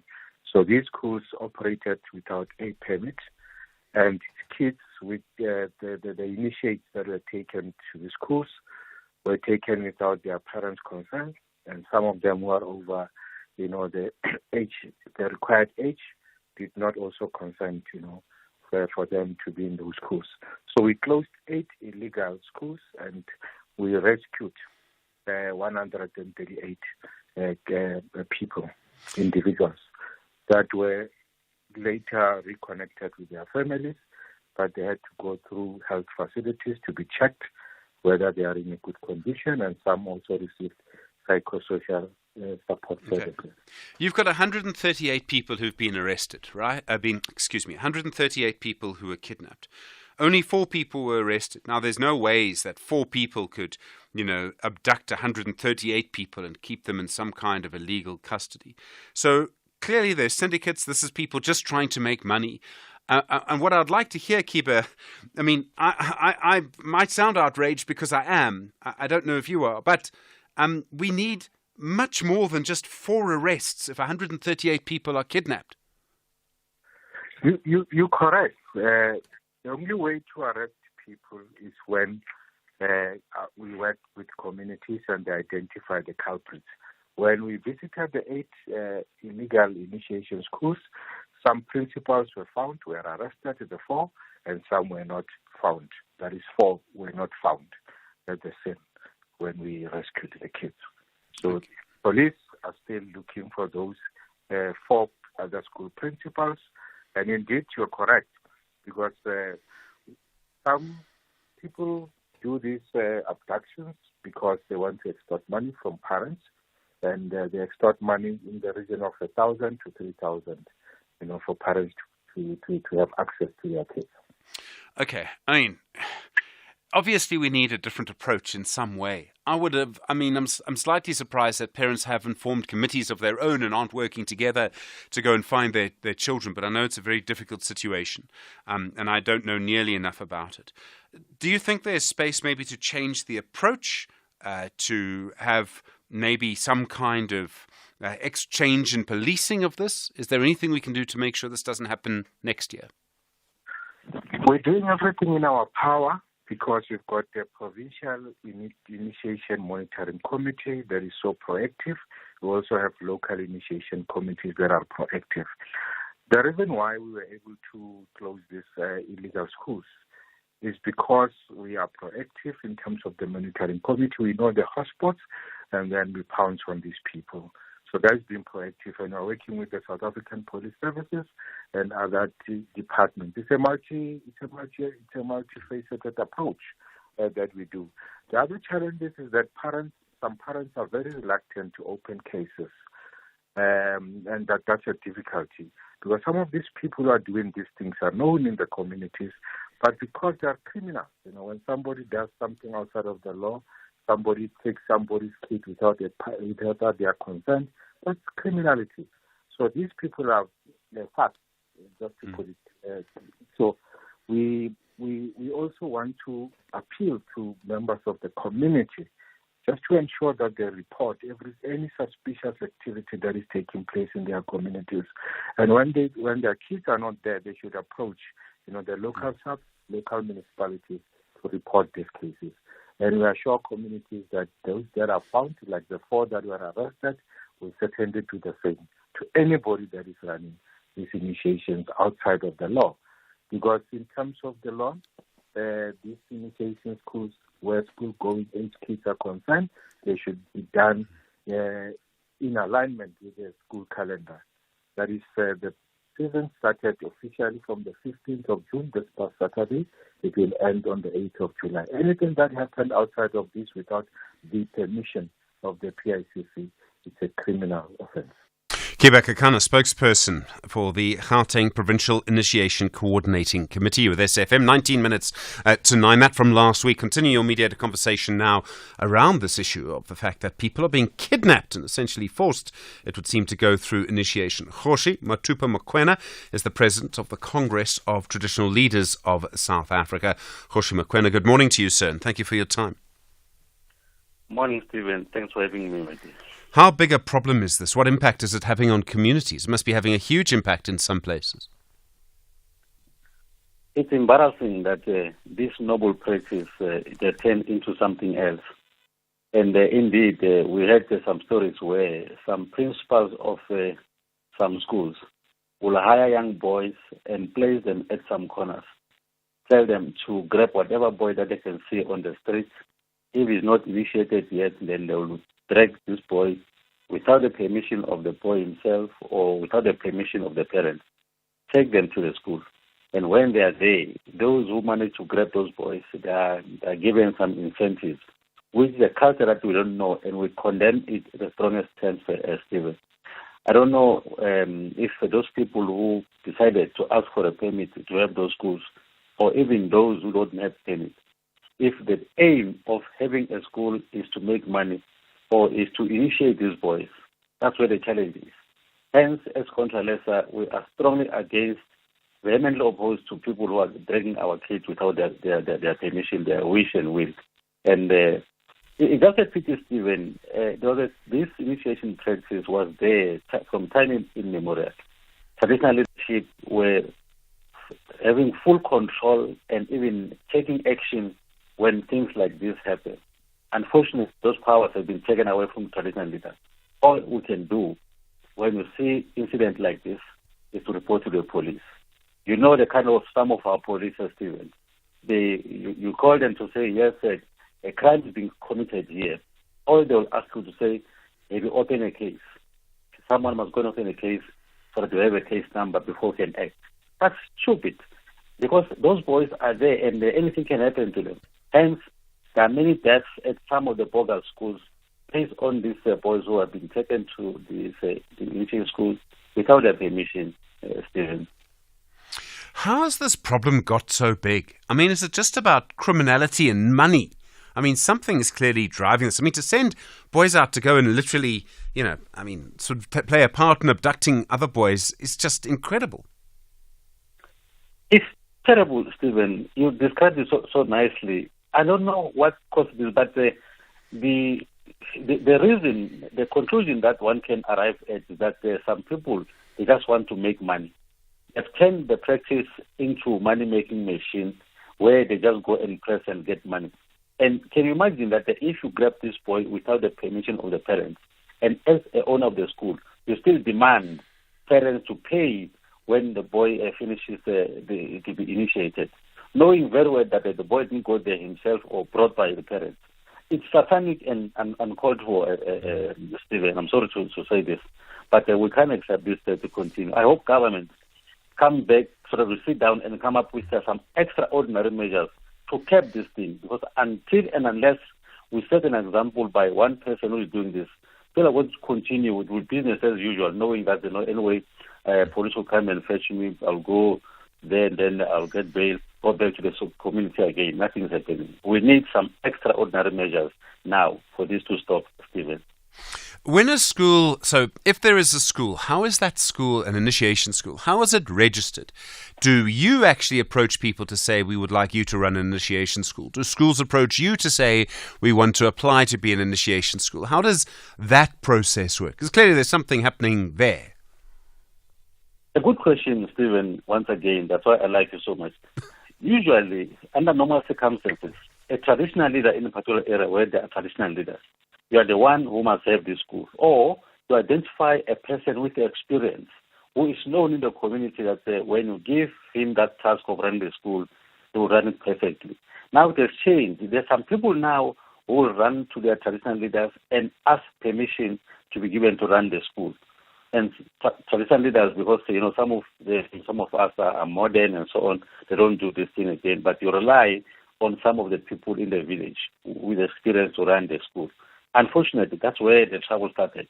Because some of them will ask parents to run the school, not to initiate these boys or to assist the community to teach our boys on how to behave themselves when they're old. But they will be asking permit because they want to make money.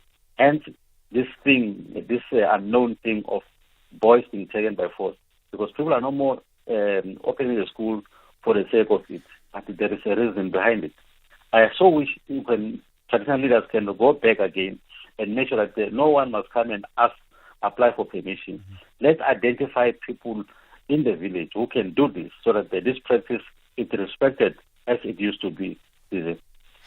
I understand, of course, that for the people running the schools and doing the process, it takes a long time. They need to have certain things, so it does cost money.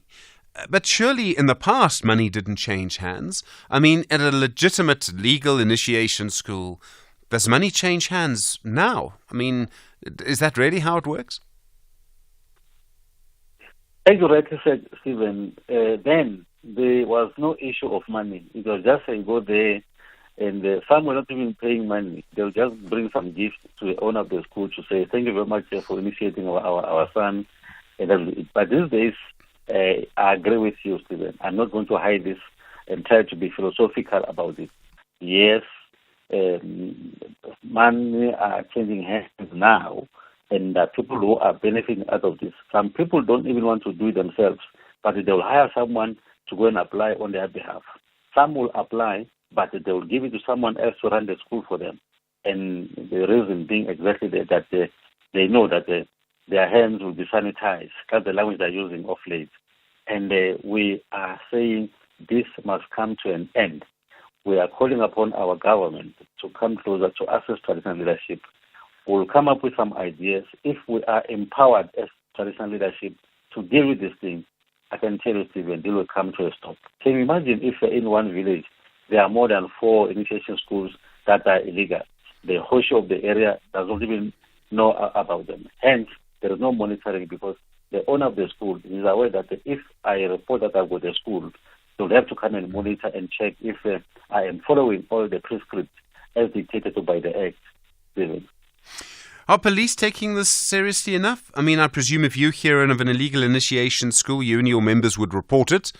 And I mean, particularly, I'm very concerned that parents are not reporting it if their child has been taken from them. Do police react properly? I've got experience of one school around Bushbuck Ridge where it was open illegal in one Hoshi, Mashego, Masoi, near White River. There are about 5 people open illegal schools. I personally phoned the police to say, please take action. Guess what, Stephen? They kept on saying, no, the Hoshi of the area must go and open a case before we can act. Hence, we said, some police, I don't know whether are they part of this syndicate or not, but even though it's not all of them, but if the police can act swiftly, because opening a legal school is a criminal activity, it's a criminal offense. If they can act as swiftly as we immediately reported, this will come to an end. The incident I'm reporting about, those initiation schools, bogus as they are, they continue at the end. Police did not act. But if police can from today know that if we lose only one child, one death is a death too many. Can you imagine if there are going to be more deaths because of people who are practicing this school without the permit? We call upon the police. I don't know whether can I still call Minister Begikele or because the GNU has told Stephen, as you are aware, the new person who will come in, even the provincial MECs, if they can assist in this one, we can really nip this on the bud.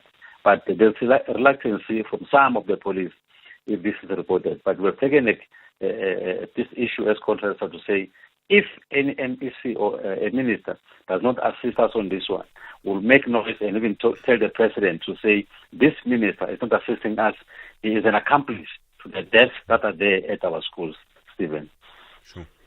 Hoshi, sir, as always, thank you very much indeed for your time on SAFM. Hoshi Matupa Mokoena is the president of the Congress of Traditional Leaders of South Africa, Controlesa. In a moment, we'll hear from the Commission for Gender Equality with SAFM 9 minutes to 9. SAFM, guiding you through the rush hour traffic.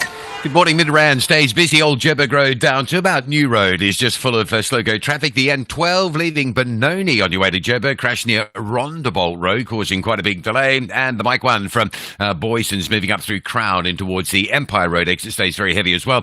Crossing to Durban, it's been a jam-packed morning on the N2, particularly southbound. The problem there is a stationary truck in the roadwork section before you get to Spaghetti Junction. So traffic still backed up through Umgena Road and back towards the Inanda Road territory. Pietermaritzburg to Camperdown, looking fine, no problems there. Cape Town's been a crash at Wynberg Hill on the M3 inbound. So if you're running in from Constantia towards Cape Town, towards Newlands, quite a heavy backlog from Constantia Main Road at this stage. And the N1 inbound, quite slow over the elevated freeways. You come into the city centre. The N2 outbound engine services off-ramp remains closed. That's between Macassar and Somerset West. A fatal pedestrian collision blocking off that ramp to traffic. Rob Byrne, SAFM Traffic. Mediated conversation on SAFM. Continue your mediated conversation this morning around what we see now of abductions of young boys and then forced to go to illegal initiation schools. Jabu Beloy is the spokesperson for the Commission for Gender Equality. Jabu, good morning. Good morning, Stephen, and good morning to the listeners. All right. I mean, it seems amazing to me to hear from Hoshi Mokoena about boys literally being paid to go and help other boys be abducted, but this is where we are. What do you believe needs to happen here to stop this crime? And I think we probably need to call it that, a crime. You know, Stephen, there are certain things which they don't even cost money or need money. In an era of fourth industrial revolution, my colleague from the Provincial Initiation Coordinating Task Team, there are simple things that they can do. Steve, publish the names of all the legal schools around Gauteng and all the provinces. That's number one. Number two, make sure that there's a consent form with a stamp, an official stamp from the coordinating team that parents have to sign. If they have signed against their will, they will report it. That's a basic. It's in a short term in order to stop this carnage.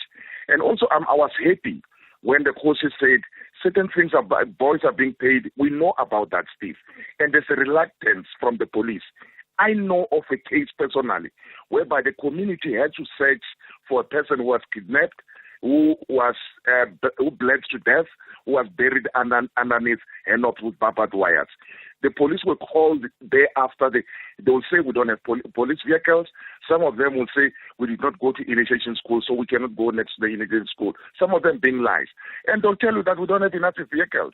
So what do we do in that? What is the community? And the very same police, I know in a situation around Gauteng also, whereby a parent, Stephen, phoned the police. And the police informed the school principal to say, do you know who reported you to us? It's Jabu Balo who reported you to us. Then the parents, the fear start creeping in. That should we these people might be working with police in some instances. So it needs a balancing act. If you are damned if you do, you are damned if you don't do. So what we need to do, we need a decisive leadership from the police, nationally and provincial, to say, how do we then nip this in the bud? Because these boys, they get alcohol, Stephen. They're not being paid a lot of money. They get alcohol, they get food, they enjoy from the mountain. And at times they'll say, or police vehicles cannot go to some of them. Some of them, Stephen, I saw it. It's not too far, but the police were saying, we can't go there. It means there's a fitness issue, there's an unwillingness to do that issue. So when courts say this and the provincial person says something else, it made me cringe to see we're not wanting to do. Why don't we form task team during this time of initiation? And this illegal initiation school as immediately as possible.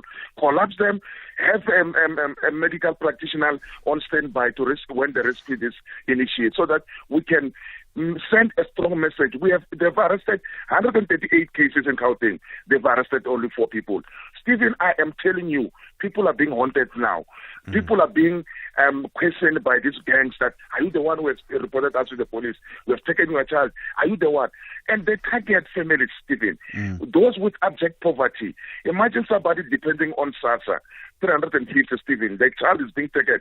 Where I am coming from in Limpopo, I know when our last born at home went there. He went there willingly, but the amount what we had to pay, it was 4,000. It was 3.5 by that time. Now I'm hearing some initiation school, it's 4,000. Imagine 4,000 of 78 in one community, Stephen. That's a lot of money. So you could see that it's a quick get-rich scheme which is happening now. The noble profession is being dealt with. Some of us who have gone to those schools, Stephen, we were so happy to go there. It was on our will, but now kids don't want to go. They even adopt those who have gone to medical circumcision because they're saying you're not a man enough. And the carnage in the Eastern Cape, it's a worry also. When they come back there, they do the rapes, they do the assault, they do everything else. And yet we say we will think about it. It's at times it's our lazy attitude and not wanting to implement it. Steve, you can arrest this in the seriousness. If we have somebody who doesn't want to use rhetorics, we can nip this in the bud. Jabu, is there an issue around who's actually has ultimate control? Because though it was quite controversial at the time, but government and the provincial governments received a bit more control over this. The traditional leaders were very unhappy. Has something happened there in that interface that has opened the gap here, maybe? We have crossed the gap now, Stephen. Like my colleague Gekana was saying, we sit in those committees. We even went to the Eastern Cape. That gap has been closed. That traditional leaders must take also upon themselves in their communities. They're the ones that must bear accountability. That gap has been closed now. There is no loophole. The issue is in a province like Gauteng where you don't have chiefs, you don't have indunas, like at Raceville, where do you go and report this unless otherwise someone goes there? Remember the case even which I'm telling you, Stephen, it's a mother who says it's a traditional healer and the son who is useless, doesn't even know anything, but end up, going to circumcise people in the name that my mother has given him some powers to do such a thing. So it is provinces like Gauteng, or maybe a province like Western Cape, where you might not have an induna or a chief, where issues can be a problem. But in a province like Eastern Cape and Limpopo, where you have got chiefs and dunas, something is wrong. Where illegal initiation school mushroom, like in Bushbuck Ridge, the chiefs, and you had Jose Mokoena saying he literally fooled the police. We've also tested it last year when some of the initiates were taken around at Refield. The police were nowhere to be found, and only when somebody has died, then they say it's sad. We needed to nip this in the bud. So the problem is in Gauteng and Western Cape. It are there in Western Cape, but we can also do more. As a people, we have task teams which can do this and arrest the sketch. If we set a precedent, Stephen, I am telling you, people will be stopped in their tracks of doing this because they know that the full might of the law will take its own course. Jabu, thank you. Jabu Beloy, really appreciate the time. Spokesperson for the Commission for Gender Equality. Bringing an end to your mediated conversation this morning on initiation. You heard also from Kgoshi Matupi-Mokoena, President of the Congress of Traditional Leaders of South Africa. And then starting us off today, that clip from Kiba Kakana, spokesperson for the Gauteng Provincial Initiation Coordinating Committee. Well, that's your lot from us. We'll be back tomorrow from Mdu, Stanza, Melissa, Zelma, myself. Good to be with you this morning. We'll see you tomorrow. There is still no government. Thankfully, though, you don't really need a government if Kathy Mokhohlana is here. Kathy, good morning. Stephen, I hear they're waiting on your expert advice on what positions should go to who before they actually finalize. They're so close. It's just that deputy president thing. I mean, who wants it? Essential cover from Outsurance pays out claims in cash, allowing you to choose your own panel beater. SMS car to 43517 now.